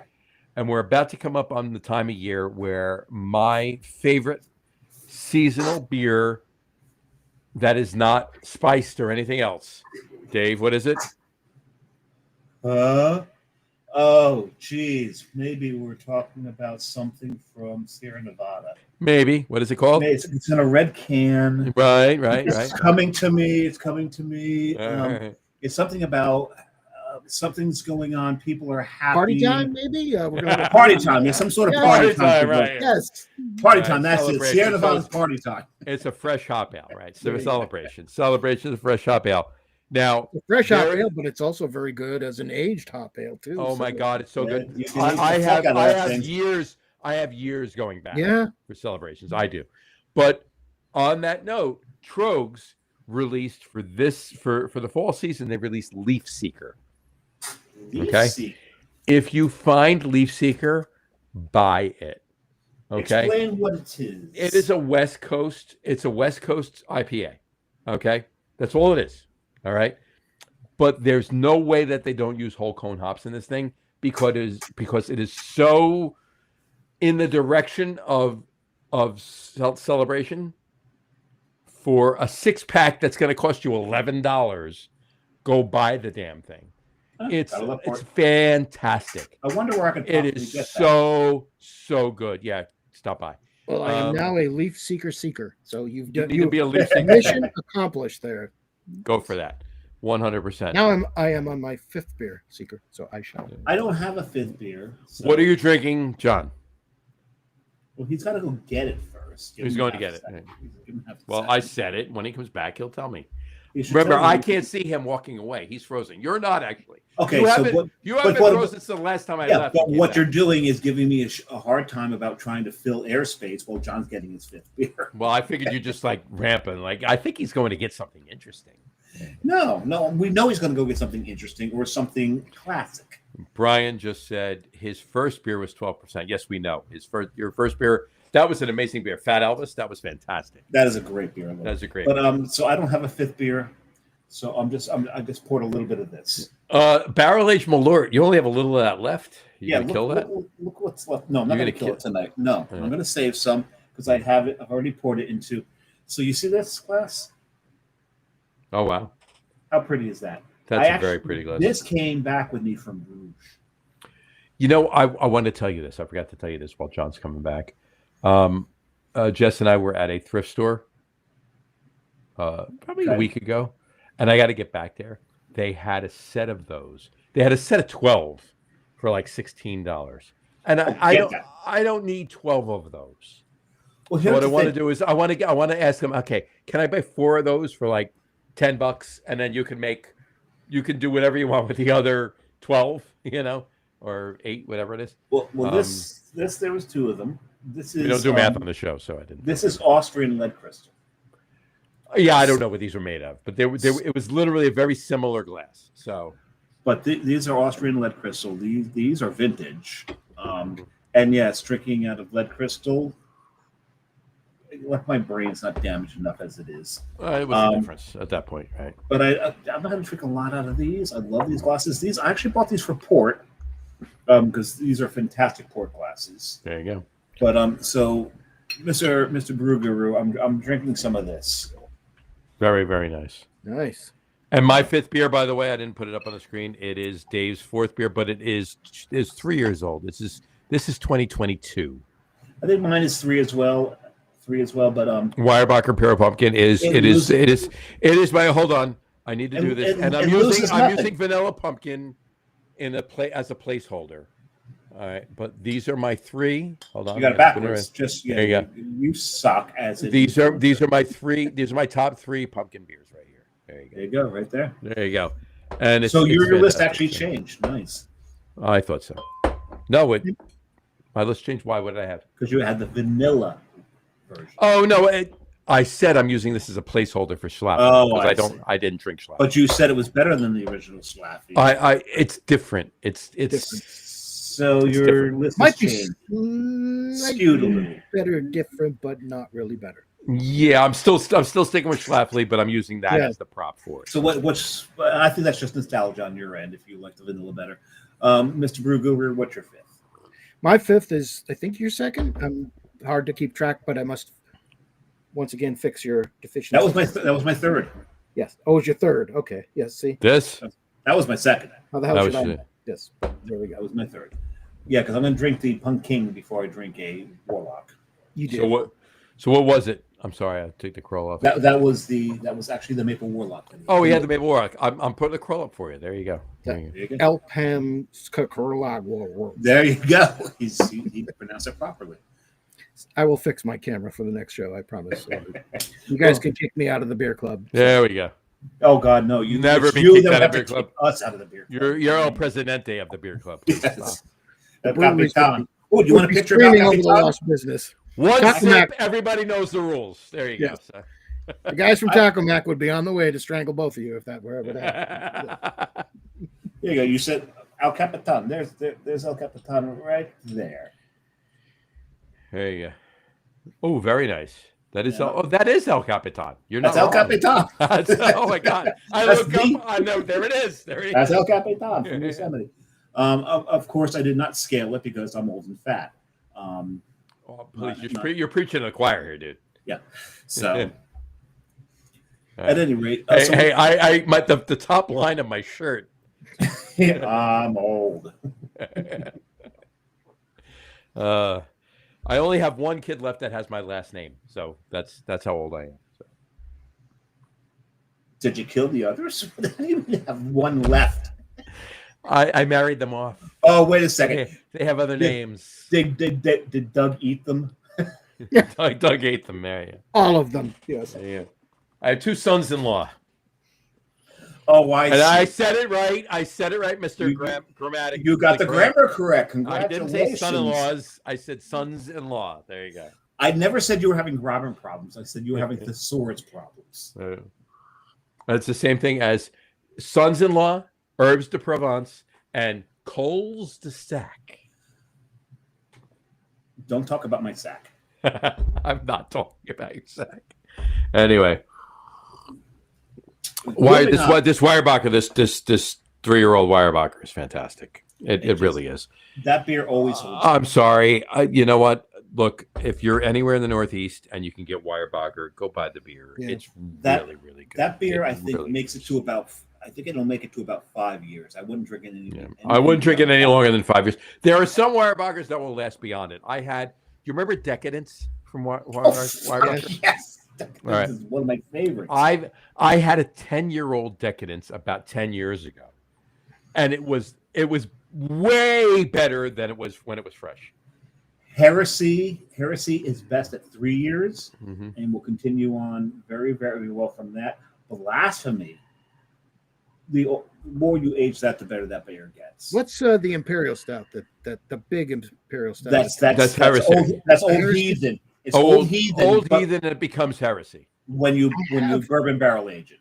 I've got a bomber, an aged bomber, and a relatively fresh 12-ounce of that. I think it's the bourbon barrel. It's the bourbon barrel age, or just the imperial. Yeah, I think it's the bourbon barrel age. That's heresy. That's heresy. I keep meaning to do them side by side, but that's one of my favorite beers. And anytime I find it, and blithering idiot, the barley wine, the bourbon barrel age version of that is insanity. That's good.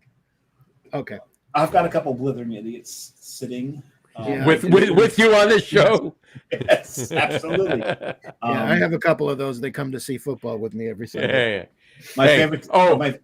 Look, by the way, you brought it up. I wasn't going to bring it up. You brought up the word football. Jesus Christ! All right, I gotta get to bed tonight. Anybody wants to get my take on anything sports? Watch tomorrow night, the Get On With the Sports podcast, 7:30 on the Get On With the Sports podcast. From having to do it on this show. And I'm not gonna be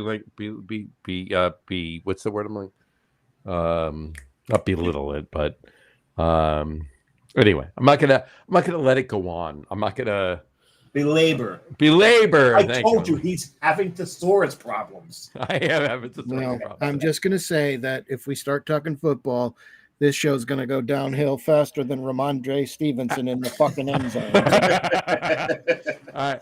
Has anybody seen the news at who's the starting quarterback for the New York Giants? Let's not go there. It's just, we know it's asinine. Let's just move on. No, it's not asinine. It's Jackson Dart. All right. Oh, that's right. Right.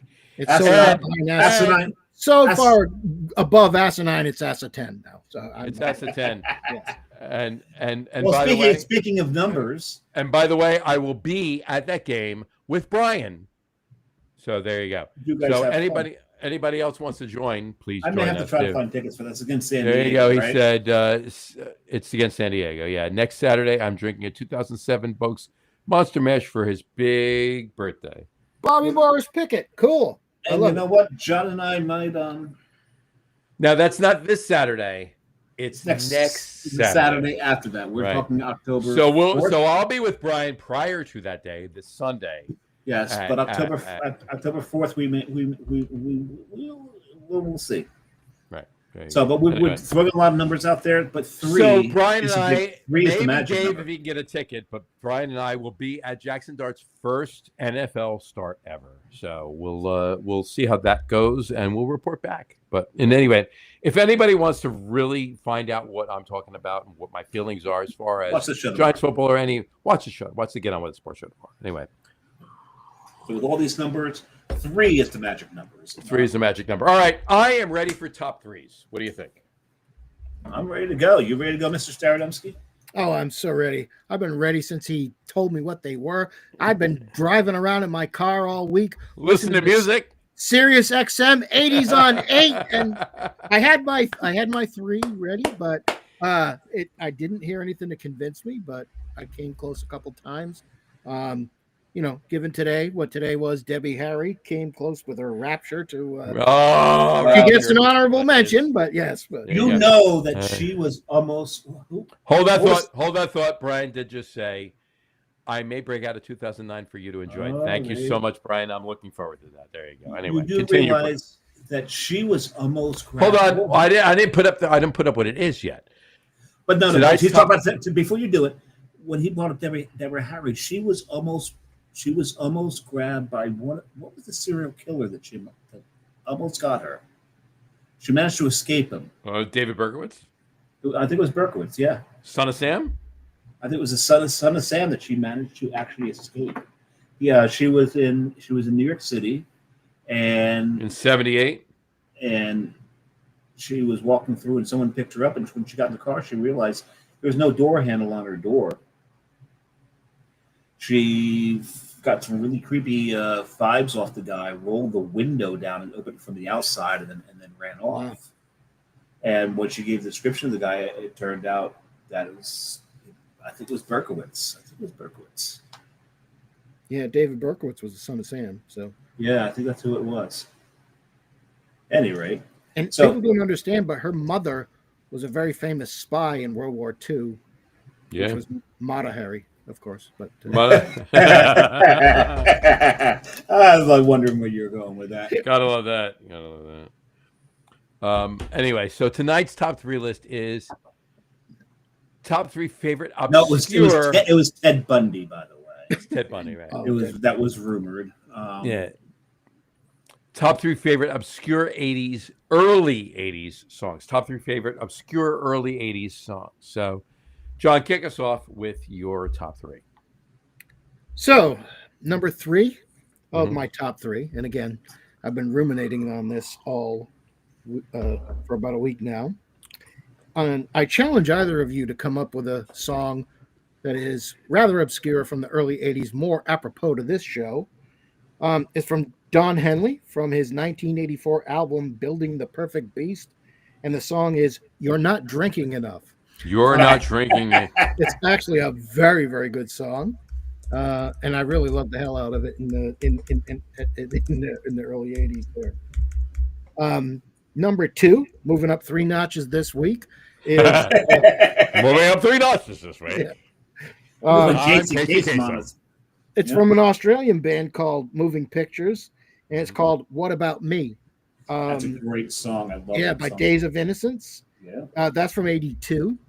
I just love that song. I loved it then, and I still love it now. Actually, the songwriter from the band actually was inspired by, he actually saw a kid who was waiting and people kept passing him over to get to the counter, and he wrote a song about it. Turned out to be a great song. Kid finally got to the counter only to be told, "You're not drinking enough." That's great. And then my top I song, think that's made up by Mr. Staradumsky there. okay, maybe that last. He actually did. He said that was how he was inspired to write it. He saw Kid Buddy. He wasn't told that. I mean, the whole "you're not drinking enough" part of it was made up by Mr. Staradumsky. Yeah, that's what I'm saying. Yeah, I can't support that. I did make that up. But the top one is actually from 1983. It's from an album called Error in the System. There's 2 versions of it that we would see here in the U.S. It's from a German artist called Peter Schilling. Ooh, Peter my Schilling, God! yeah. From Major Tom. Major Major Tom Tom is the English version, and my favorite version is the German one, the original Völlig losgelöst, which means falling helplessly into space. And again, it's about an astronaut who goes up to a counter and gets passed by multiple times, and it was told he wasn't only to drinking get lost in space and be told that he's not drinking. So yes, by a group. And then Peter Schilling went on to open a great brewery up in New Hampshire too. yes, he did actually. Yeah. And you can see him, and on Thursdays he does sing with no cover. So if you guys happen to be up there, you can. But those are my top 3 obscure 80s hits. Whereas all these songs are real, nothing else that came out of John's mouth was particularly. Don't go there expecting Peter Schilling to be playing at Schilling Ales, Schilling Beer Company. Schilling Beer Company, Which is German, just like Peter Schilling. So yes, just like Peter I Schilling. mean, it could happen. It could. It could, but it's not every. I'm It's not every fine Thursday. with that. It's just No, it's not every Thursday. I tend to lie a lot. If you guys maybe every Thursday. Are you lying right now, John? I could be lying, but if Yes. everything I say is a lie and I tell you I am lying, then yeah. This is the Lady and the Tiger conundrum. Yes. Yes, it's also the what is it? The Star Trek Harry Mudd. Harry Mudd, yes. So, Mudd's yes. women. Mudd's women. That's the one. Alrighty, so I guess I'm up, huh, John? You're up. Let's go. So I have like so many things written down, but I've narrowed it down to 3 honorable mentions and then top 3. And I took a little bit of a different tack here. I wanted to make sure that some of these songs, or at least the albums they were off of, were known. Right. So one of my honorable mentions is I had to bring up one of my favorite bands from when I was growing up. That's Electric Light Orchestra. And in the 80s, one of the albums they released was an album called Time. The big hit off of that was "Hold On Tight to Your Dreams," which was a rockabilly thing. And that's not an obscure hit, by the way. That's not the one I'm talking about, though. Because of that, it's not an obscure hit. There was the beginning of it was the prologue and a song called Twilight, and I absolutely love this. The way they opened this up. This album could have been a rock opera. It does tell a story. And the last time I saw ELO in concert, they actually had a robot come out and perform the prologue because it's like a tone poem per se. So that's one of my honorable mentions. Another one is because U2 became such a huge band, but they came out in the 80s with an album called Boy. And I Will Follow was the song that pretty much introduced them to this country. And I just love the way it started off with the bells. So that's an honorable. I Will Follow is not an obscure. I'm not saying it's obscure, but it's going to be. Like I said, I wanted to make sure that these things were actually even known. And this next one's hold on. Before you go there, hold on. Before you go there. Yeah. Before you go there. Do you have a picture with Bono? No, I don't. Hold on. What are you doing here? No. John's going to his phone, which means there's this gratuitous friggin'. Hold on. What are you going?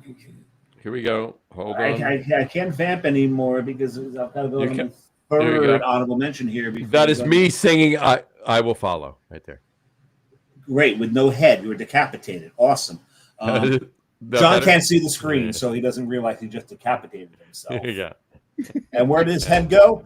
Doug ate it. Doug ate it. Hey. And in the background is a picture of Bono with Kelsey Grammer. Exactly. Anyway, go ahead. So what song off of Boy was it? Not an obscure song per se. It's off of Sandinista by The Clash. And it's Magnificent Seven. And I just loved this song because it started with this great bass riff. And then they just jump into it. So those are the honorable mentions. So I'll go my number 3. And I think this is an obscure song, even though it's kind of a hit. I don't think a lot of people paid too much attention to it. Because back in the day, it wasn't that much of an accepted song. It's by a band called Bronski Beat. And it's called Small Town Boy. And this song was sung entirely in falsetto. And at the time, we were young, we were innocent, we didn't know what the hell was going on. We didn't realize that this was actually a Scottish band's gay anthem. And because the video for the song made no sense to us until you realized it was a gay anthem. And it was just a fantastic song, had a great message to it. Absolutely one of my favorite songs from the early 80s. That's number 3. Number 2. So Peter Gabriel's third album. It's called Peter Gabriel 3, oddly enough. Most of us know it as Melty Faces. And that's the one that had Games Without Frontiers on it. I don't recall. But my favorite song off that album was called Intruder. It's called what? I'm sorry? Intruder. Oh, Intruder. Yeah. Intruder. That I just... And there's so many great obscure songs off that album. It's just a great album from top to bottom. Family Portrait was such a great song. Through the Wire. But I had to go with Intruder on that one. I think that was my favorite album. But my number one comes from an album that was just a huge friggin' hit of an album in the 80s, and that's Rio by Duran Duran. Hold on. I got to guess. Go ahead, guess.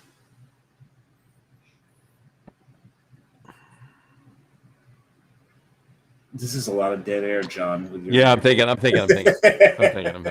John, and I just what day is it today? It's Tuesday. So 6 days ago, I saw them live. My Own Way? No. Yep. The Chauffeur. The Chauffeur. That would have been the last one on that album I would have picked. I love that song. Now, my favorite song off the album, but it's not obscure, is Save a Prayer. That's my favorite song off that album. But if you're going to talk obscure, then it's The Chauffeur. There's just bump, bump, bump. Just that keyboard part is haunting. Absolutely haunting. Love that song. And the reason it became my number one on this particular list is because it is an obscure song off of one of the most popular albums from the time period we're talking about. There you go. Interesting, but I will tell you, if I ask my kids, they will tell me that anything I listened to in the 80s is obscure today. So absolutely. Yeah. No, you're not wrong. Yeah, my kids say the same thing. So your list, Johnny. I'm up. All right. Well, first of all, everybody knows I've said this before. Anytime we've talked about music as far as one of the lists or anything on this show, Davis brought up the point that I am a huge Rush fan, but I cannot put any song, especially from the early 80s, on this list from Rush, because here's the thing, and this was my mindset in thinking about this. If it's a Rush song, if you know Rush, it's not obscure. That's what I was trying to explain to John, that nothing that Rush puts out is obscure to John. Rush, no, that's not. It's not just me. Rush fans. It doesn't matter how deep the track goes on the album; they know the track. It's not obscure, so they can't. But my argument to you is that to the rest of us, The Trees is an obscure song. Yeah, but you know what? Other than Limelight and Tom Sawyer and Spirit of Radio, every Rush song is obscure. No, there's a few more than that. I get your point, but yeah, to the rest of us, most of their songs are obscure. Right. So, in any event, I can't put any Rush song on the list, but I will give you two other honorable mentions at that point. And I don't know how obscure these are. Okay, so most of these are top 40 hits. All right, they're not. Excuse me. I can't stop these hiccups. I'm terribly sorry. I don't even know what it is. You need some peanut butter. It's been full of peanut butter. I do need some peanut butter. Yeah. So they're not rock. They're not new wave on the Duran Duran side. Late 80s. Not early 80s, but mid to late 80s. I can get into. They're Namibian new age. Right. But I'll give you these. So I don't know how obscure these may be, but as far as honorable mentions go, David Bowie, back in the day, excuse me, Ashes to Ashes. That's not obscure. How I've never heard of it, and I'm a pretty good Bowie fan. But how not obscure is it though, Dave? Because that's my point. Well, I was a big Bowie fan, so maybe it's not obscure to me. It's not his top 40 hits from the early 80s. It's not his top 40 hits from the late 80s. It's off of Scary Monsters, which fashion was a bigger hit than as it fits in with the Peter Schilling theme here, right? Because exactly. it's another thing in the Major Tom saga. They refer to Major Tom in Ashes to Ashes, and obviously David Bowie came up with Major Tom in Major Tom, right? So it's Space Oddity, right? But Ashes to Ashes, and the reason Major Tom is the actual Schilling song. Is the song, right? It is, but one of the reasons I picked the German version as the more obscure version is because most Americans wouldn't be familiar with that one. Well, just because most Americans don't know the Beatles, "Come Get Me, Dinah Hand." Yes. Well, and most Americans wouldn't know the German version of After the Fire's Der Kommissar. Yeah, Der Kommissar. Yes. Right. Yes. That would be or the German version of Rock Me On a Day. And poor Johnny was just talking about monster songs and scary stuff and thought that might cure his hiccups, but he's seen my face, so nothing's ever going to do it after that. I'm trying to get rid of these fuckers. Yeah. Here is a surefire way. If my face doesn't cure him, you're in trouble. Yeah. The surefire way to cure hiccups: hold your breath for about 22 minutes. Yes. All right, hold on. Do it. Let's time this. You will never have hiccups again after that. In your life, it is the 100% cure for this. All right, never mind. I give up. Anyway, so Ashes to Ashes. And on that note, I do want to point out, too, if you ever saw the video for Ashes to Ashes from David Bowie, there are people there. At one point in the video, when he's singing the chorus, Ashes to Ashes, Funk to Funky, we know Major Tom's a junkie, right?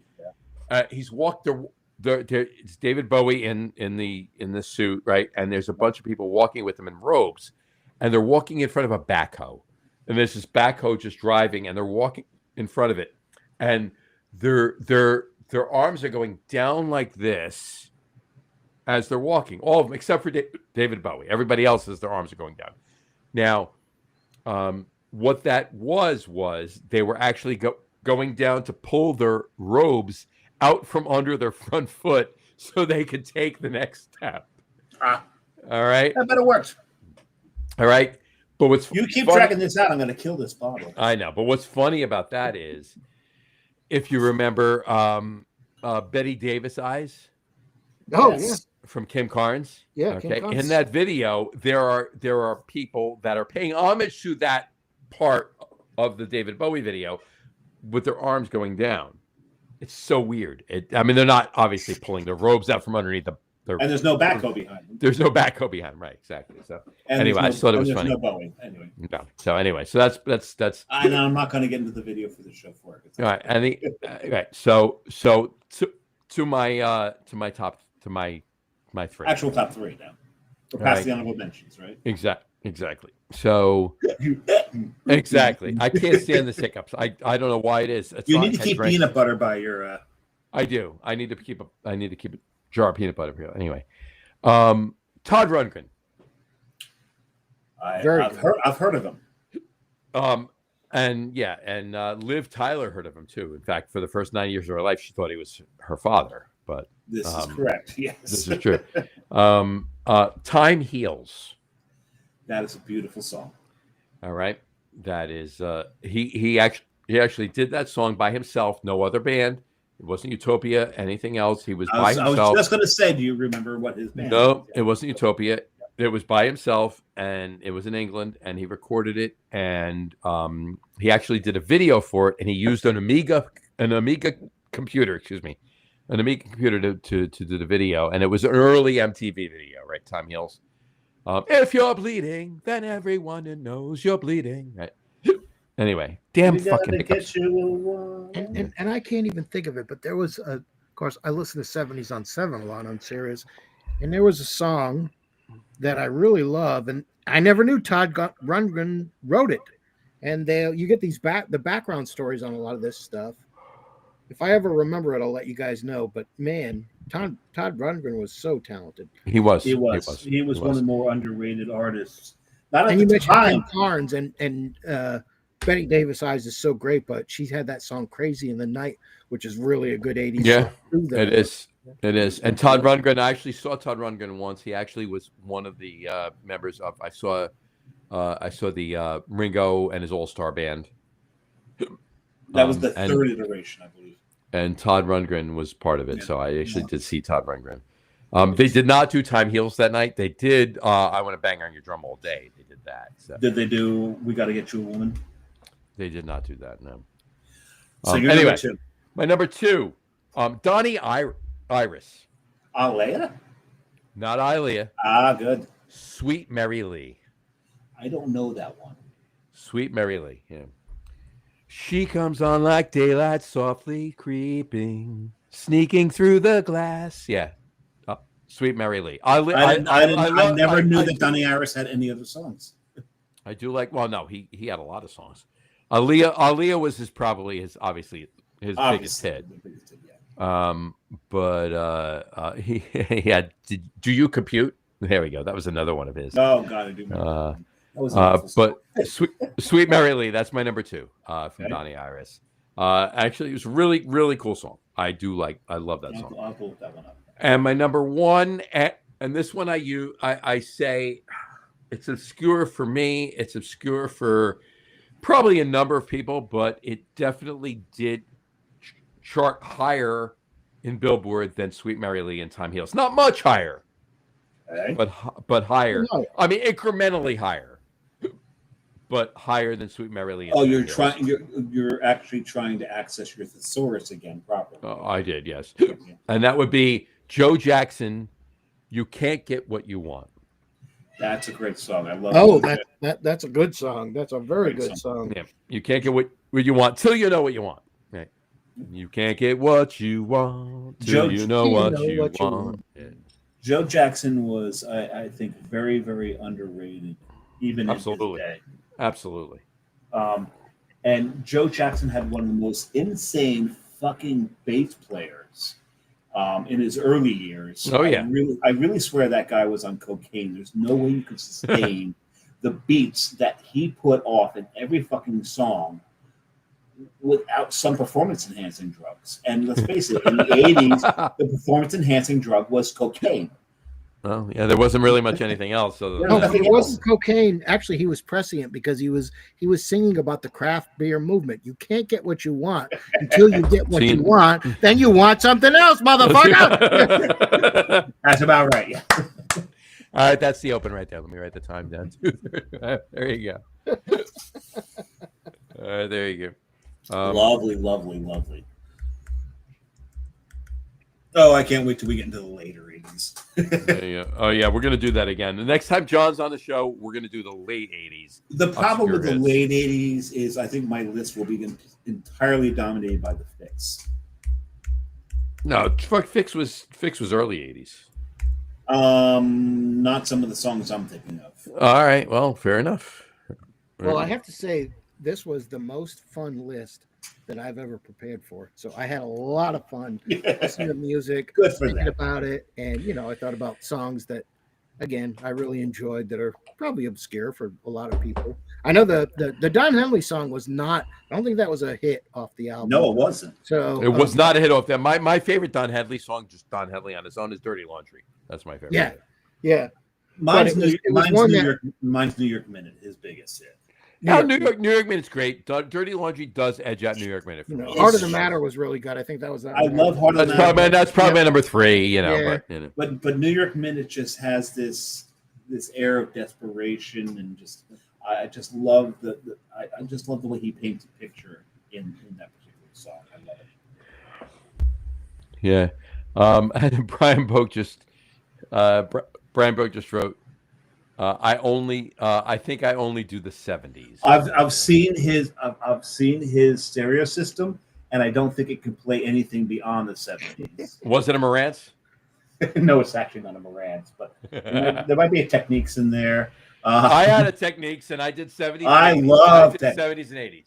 My system was a Techniques. Back in the day, my system was a Techniques, and I did my favorite tape deck ever because I had a double tape deck that could record. Remember being able to record on a cassette? I have a better appreciation of the 70s in my 60s than I did in the 70s. And I can't say you're wrong. And who was John? And I'm going to bring this up because we're talking music here, but you're talking about what was the? Oh, was it Climax? What? No, it was Climax Blues Band. Climax Blues Band. Was it who was the band that your song with your wife? Oh, I love you. That's for Babs. That's the one that really reminds me. The wedding song of my wife. Right. Now, because we, pick me up off the floor, blah blah blah. Right. It's fantastic. Miles away, and I was in a bad time in my life and all that, and. I thought it's because you were passed out drunk. She had to pick you up. Yeah, well, that was part of it too. But 6 to 1. I mean, come on, right? let's be real. Yeah. I mean, I was part of the song is I was hitting the beer, right? I mean, come on. Yeah. Yeah, that song is like. But yeah, it's so I mean, you go back to it's crossover, right? It's the late 70s into early 80s. It's quite frankly, and I hate to put a moniker on all of us. Right, but it is yacht rock. I mean, we are yacht rock, right? We are. But not everything we mentioned was yacht rock. No. By all means, our musical taste. I just don't want the listeners beyond yacht rock, but we are what yacht rock represents. Yes, we didn't call it yacht rock at the time. Of course we did. Those were great days for me. Those were great days for beer, and they were great days for music because I bought my Bose 901s in 1984, and I still got them today, and they still rock. It's fantastic. And I had a Carver receiver pushing them. I had I had a Carver. I did. And I had a rock my basement like crazy listening to. I would work my ass off all day and come home, listen to music, and drink beer all night. And I can't do that today like I did in those days. My first receiver was a Techniques, then I went to Onkyo, and yeah, there's a lot there. I honestly, if I had to, I had all Techniques equipment. I had all Techniques equipment, and then I went into higher end audio. But you know that, obviously. I had a lot of Techniques. But my turntable. But if I had to go back, honestly, if I had to go back and buy anything that's still made today, that was a throwback or whatever, it would be either Techniques or it would be Marantz. Never had fantastic stuff. Yeah, it was fantastic stuff. But look, hey, I'm remember the day that our speakers were like this tall. Yep. With woofers that were like bigger than our heads. I had cabinets that were woofers, subs, if you will, and then I had speakers on top of those that were the tweeters, that were the mid range and the high end. I guarantee you, both of you know that sound of the cabinet where you kept all those, pushing that magnet in to open it. Yes. You still remember that sound, right? Equipment. Oh, I hate you. I'm going to do that all night now. Speaker wise, my Bose was different because everybody then was like woofers and tweeters and wanted massive bass. Bose was about direct reflecting sound, right? So there was no separation. But I remember in '84, if you're ever gonna get in an accident, hit somebody with a brand new pair of Bose speakers in his car, because I had just got out of the parking lot. It sounds great, Warwick, Rhode Island, right near the airport. I was so excited. Of course, I had a 76 Dodge Monaco in '84, so it wasn't a masterpiece. But this guy hit me in the ass, and I had my speakers, and I was like, "It's all right. I got to get home. I want to hear my speakers. Let's go." So he got away with it, but fond memories from those days. Yeah, but you could hit that. You could hit that kind of car pretty damn hard and be like, "What was that?" Yeah, and that's about it. Luckily for me, it wasn't a Ford Pinto. It wasn't a Pinto. Yeah, it wasn't a Pinto. Because it would have exploded, and we wouldn't be here tonight talking about unsafe at any speed, according to Ralph. Exactly. Yeah. Let's talk about this. I got a couple comments we're going to put up there. Doug Smith said, "Dingus Fingus, the girl with Dingy Fingus, the girl with a curious hand." There you go. There's so many jokes there. Yeah, he goes, Orion the Hunter, so you ran. And they said, obscure. Thin Lizzy, Bad Habits. That's a good song. I know that song. That's a good song. And Thin Lizzy, they got their name because they completely misunderstood the accent. Mm-hmm. They wanted to name themselves after the nickname for the Model T, which was Tin Lizzy. Tin Lizzy. But they thought it was because they're Scottish. Scottish. So when you say Tin Lizzy in Scottish, it's THIN. That's how you would pronounce it. So that's why they became Thin Lizzy. Thin Lizzy. Hey, the boys are back in town. That's all I got to say. Jailbreak. Jailbreak is my favorite bass. No, Jailbreak's a great song. There's a lot of great things, but boys are back in town. I know it's top 40, but it just does it for me. That's their big hit, but I liked Jailbreak because Jailbreak's number 2 for me, and it's a close second. But it's number 1 for me because of the bass line. There you go. And then Brian Boak said, Doug actually said, all early mid-'80s obscure singles. Dingy Fingus is the most obscure. You think? 100%. And late 70s, Hocus Pocus, Hocus Pocus. That's not obscure. Everyone knows that one. No, the name of it is the obscure part of it. But there you go. The obscure part of it is the extended version where you've got the Popeye. Yes. In it. 100%. Yes, when you get the full album version of it, people don't know that the Popeye. They don't know what it is. Yeah. You can go a little bit. And then Brian Boak said, "I think I only do the 70s." He said, and he said, Vector Research 9000 Yamaha turntable Onkyo tape deck. Yeah, like I said, I think his system can't play anything past the 70s. Yeah, and then he said, "It'll burn." I am anti yacht rock. No, you're not. I think he's anti the name. I think he's anti the name of the nomenclature, not the music, the moniker of yacht rock. Yeah, and I agree with him. I don't like it either, but yeah. And clearly, Donald Fagen doesn't like it either because he may respect Steely Dan drips yacht rock, but yet Donald Fagen says we're Steely Dan's not yacht rock, and they're not. But yet they are. Christopher Cross is that's how it was named. Sailing. Yeah, Sail Away, right? Sailing. I saw him. You did. I did not. It was raining. I didn't go. You should have been there. Christopher Cross, I think, would also deny the term yacht rock. And frankly, I think everybody that is yacht rock would deny the term yacht rock. And I agree with Brian Book. I hate going to a show and seeing people in those fucking captain hats. Knock it the fuck off, Jesus Christ. I do have to tell you that a buddy of mine, a good friend of mine that I went to high school with, Mike Mano, I'll give him a shout out on this, and his band Suit and Mai Tai. Now they're a yacht rock band. Okay, now they play locally in Jersey, right? And they do some amazing gigs, right? They actually did a gig at they were a steady gig on Thursday nights, I think it was, at Jenkinson's in Point Pleasant. And the last show of the year they did, David Bryan from Bon Jovi actually showed up at the gig and actually jumped up on stage and played with them a bunch of songs. So it was kind of cool. So they're a big thing. Captain's hat? He was not. No, he was not. Good for him. There are people in the audience at their shows that do captain's hats or whatever. I'm fine with the parrot heads wearing the coconut bras and all that, but stop it with the fucking captain hats. I know. And sometimes I see them for shows that aren't even yacht rock shows, and they're wearing the captain hat. Stop it. I know. Going back to the 70s equipment, though, from Brian's point, I will say that my dad had a Macintosh vacuum tube amplifier and speakers. Oh, wow. That he bought, and those things could jam out some music in the 70s. I remember as a kid listening to that stuff, and he sold in the 90s for like, I don't know, 5 times what he paid for them. I'm sure. After so many years of 100%. All that equipment, if it was still in great shape, yeah, please, you made a mint on reselling that stuff. You made a mint because most of the existing versions were buried with Jimmy Hoffa somewhere in Giant Stadium. In the coffin he's corner. still there. He's still there. Yes. Still there. If you want to go dig it up, you can get them today. But yeah. But Suit Mai Tai is an amazing yacht rock band. They actually play so many amazing songs. They actually did. And you're going to make me kill this bottle because I am. I'm just trying to stretch it until you do.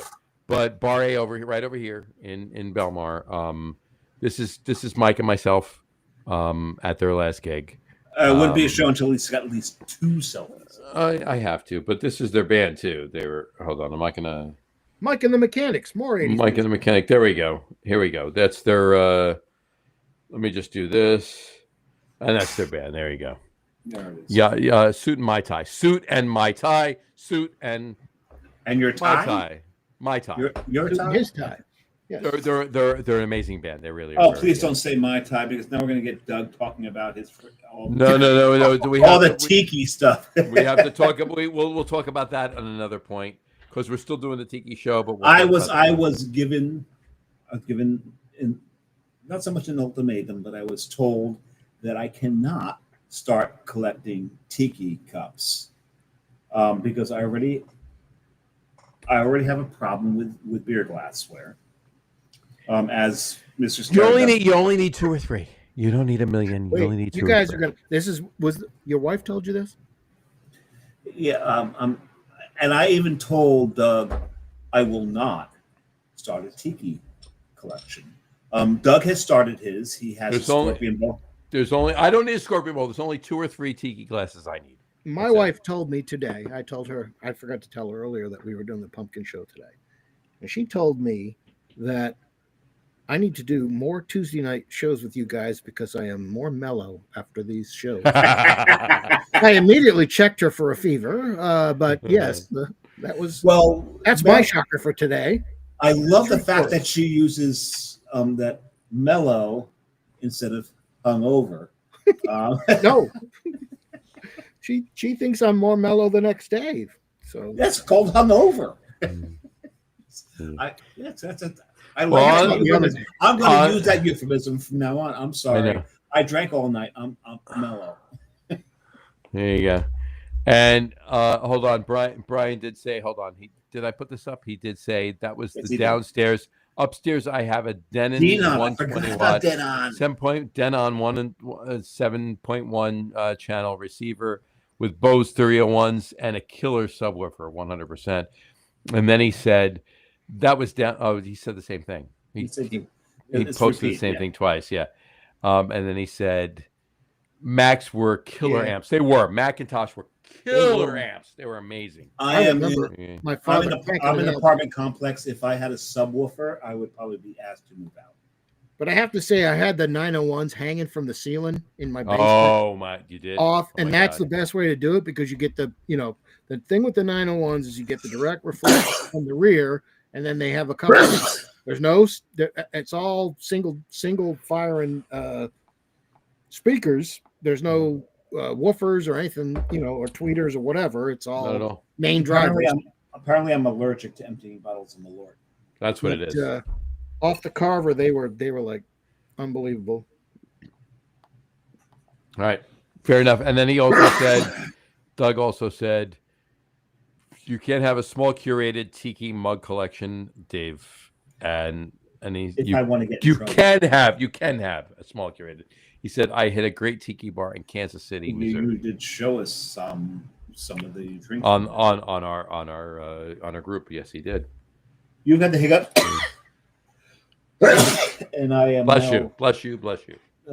Sneeze my ass. So the Tiki show will happen. I don't think it's going to happen tomorrow night. On the Anna Chaser, right?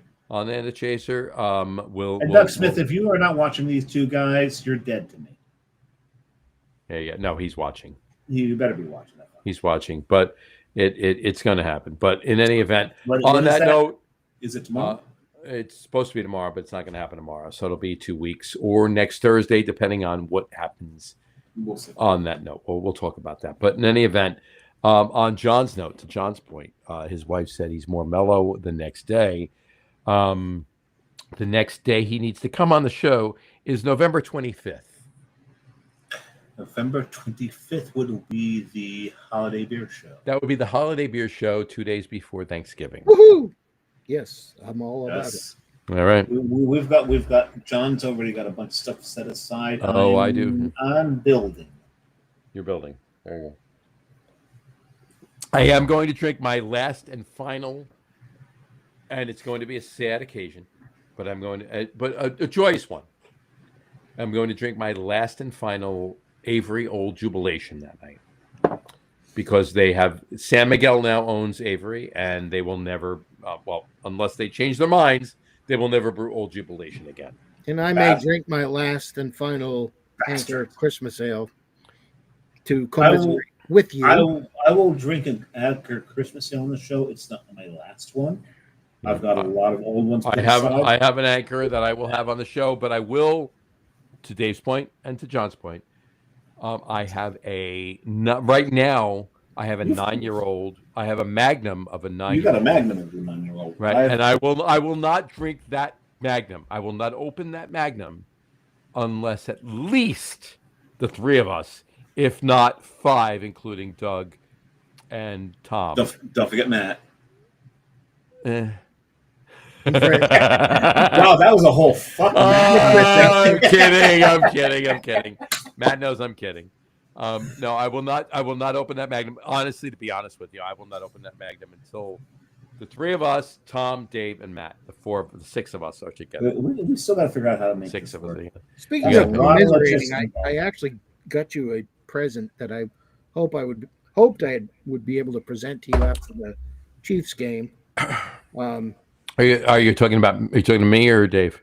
To you, all of us, John. Yes. Oh, I was hoping we're both Giants fans, so yeah. But we can't read it because it's backwards, John. Yeah, it's a Chiefs fan action figure, complete with crying towel, and there you go. Well, hey, it was good for 2 games anyway. It was good for 2 games. Well, just because you lost your last Super Bowl that you were in, you're going to cry about. I will be at. That's pretty good. That's pretty good. I actually like that. No, I do like that. But I will be at Jackson Dart's first start with Brian, and if Dave can find a ticket, then he'll be there too. So. We'll see. After the last loss, we'll see how the tickets drop. Well, here's the thing: the tickets started to drop, and then they announced Jackson Dart will be the starter. So I think they're going to go up. But they were still when they dropped, they were still $108. 105. 105 was the cheapest for those. In the nosebleeds. Mm-hmm. Yeah. But hold that thought. I will discuss that with you after the fact, but we'll talk about that then. All right, let's get this rolling. Let's close anyway. it. Let's close it up, John. I think we should close it out. All right. Any other pumpkin notes on this amazing show every year? This is a great show. I love doing this show every year. 5 beers in. I think this is an amazing show. So, any other parting shots from either of you? I love Dave? doing any show with Staradumsky, even if it means I have to drink pumpkin ale. There you go. Wow! By the way, I have compliment I've finished my received in a long my 5th time. beer. There you go. All right. Sometimes when I open a 5th, I don't quite finish it until like a little while after the show, but there it is, right there. Like a 5th of vodka, a 5th of what? 5th beer, not 5th. Oh, vodka. 5th beer. Actually, I think one of my favorite beers I drank on the show, I drank out of this. I think you did. Yeah, that was because. Which show? I have to give you kudos. That was Pumpkin pie. amazing. I think that was really hysterically funny that you drank out of all of those vessels tonight. But I think the Pyrex glass was my favorite. That was fantastic. That was fantastic. I think you could have picked a couple of better ones from some of the other ones, but the Pyrex was spot on. Yeah, there was a few others I was considering. No, the bowl was cool too because it kind of reminded me of Jackson's Beer Hunter episode in the monastery where the monks were. Yeah, Yes. you're not wrong. You're So not wrong. Yes, You're that not right? wrong, John. and with that beard, you kind of have the monk look. So yes. There you go. But And I we think if talked you about victory monkeys. So yes, it's all coming together here. Yes, it's all coming together. But Dave? you know the story behind this glass, right? This cup, right? No. Oh, so this is from Bastogne. I've actually got this in Bastogne, Belgium, and this is a World War II story where a guy went to visit. He went to find his friend who was injured. This is during the Battle of the Bulge. It's in the middle of the winter, and he said, and his friend was injured. He was in the church, and he said, "Get me a drink." He's like, "I'm not gonna get you a drink. This whole fucking town's bombed out. So just get me a drink." So he goes to this. Goes through, finds this one restaurant, goes in the back of the restaurant, he pulls one of the taps, the beer comes out. Mm-hmm. But all of the drinking vessels are destroyed. He takes his helmet off. He fills his helmet full of beer. He runs back. He gives his friend some beer. All the other guys there want some beer. He's feeding them, he's drinking, he's giving it out of the helmet. And then his friend's like, "You need to get some more." So he goes back and gets some more.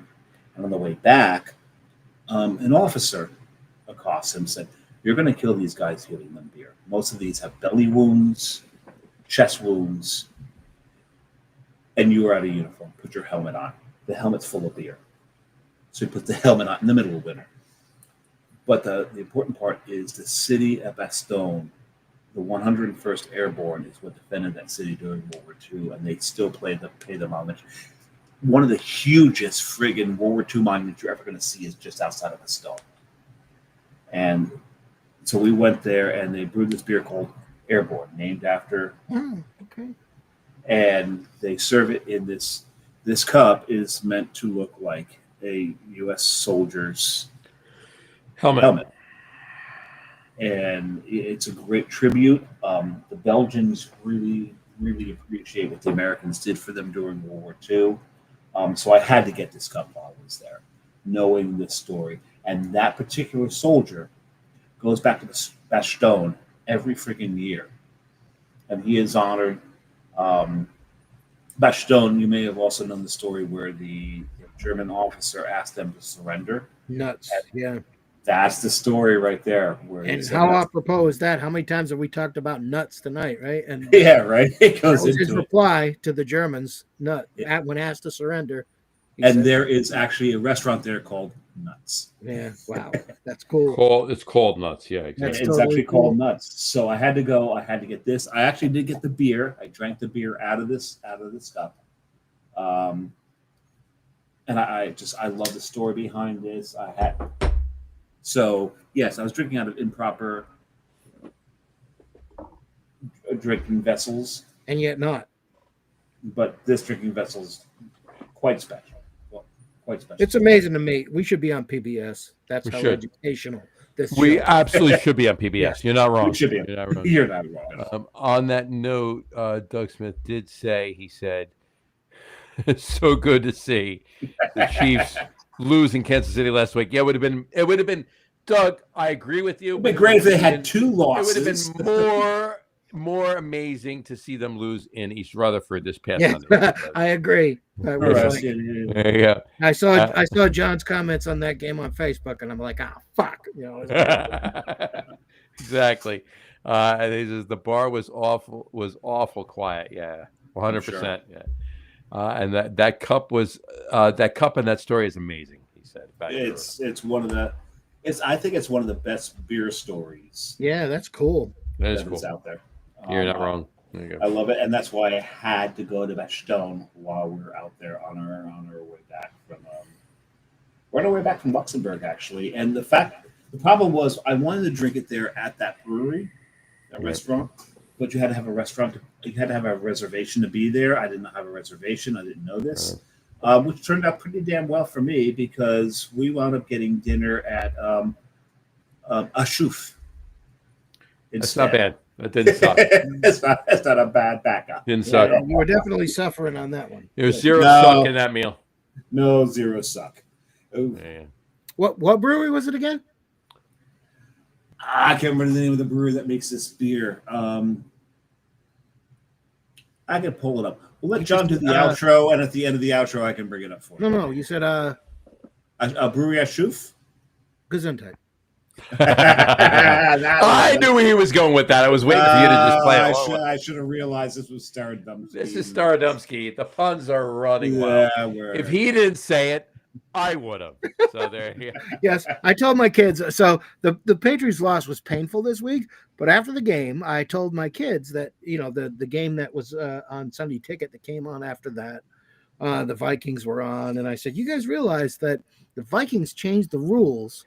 And you can no longer get a Coca-Cola over 10 ounces in their stadium. And they looked at me and like, what? And I said, yeah, all you can get there is a mini soda. Gotta